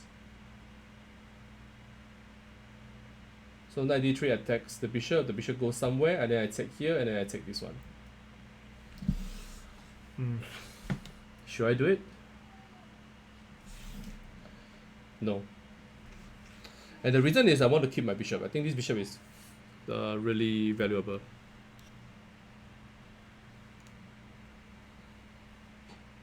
Is it better to get rid of his bishop pair? So I could take on d7, but he plays queen d7, and then e6 pawn is defended well. So I'm not sure I really want that. Okay, now I have this idea of playing bishop takes f6 and knight g4.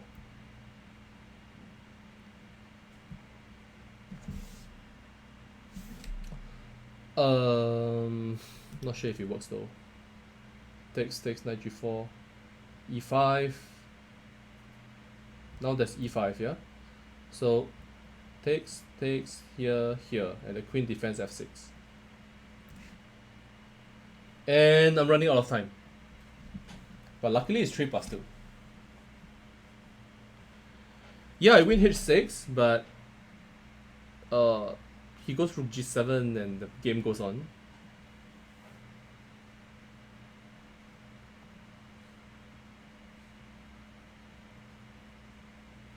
Bishop d6 now.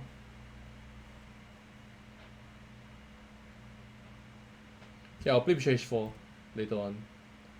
Now at least I sort of control the counterplay.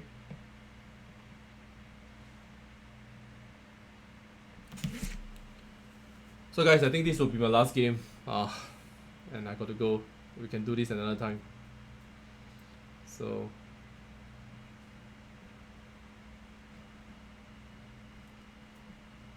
bishop here. I can go rook here.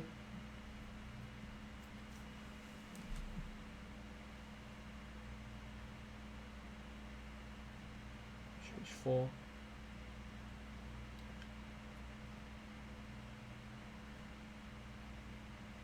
Okay, now I think take this one.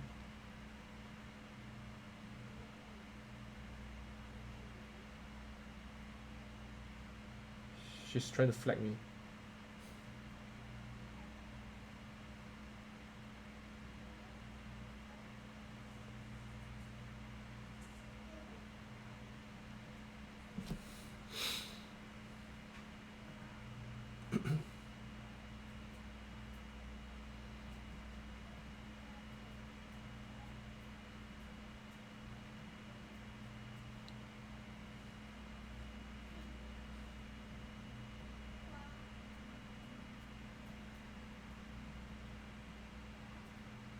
Yeah, tough game.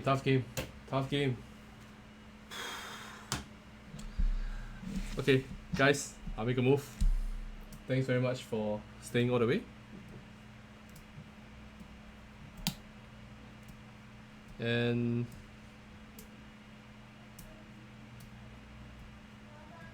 yeah, Pogba, Zlatan. Let's see when we can do the next stream. Yeah, we can do some other stuff like this next time. Good night, everyone. Cheers.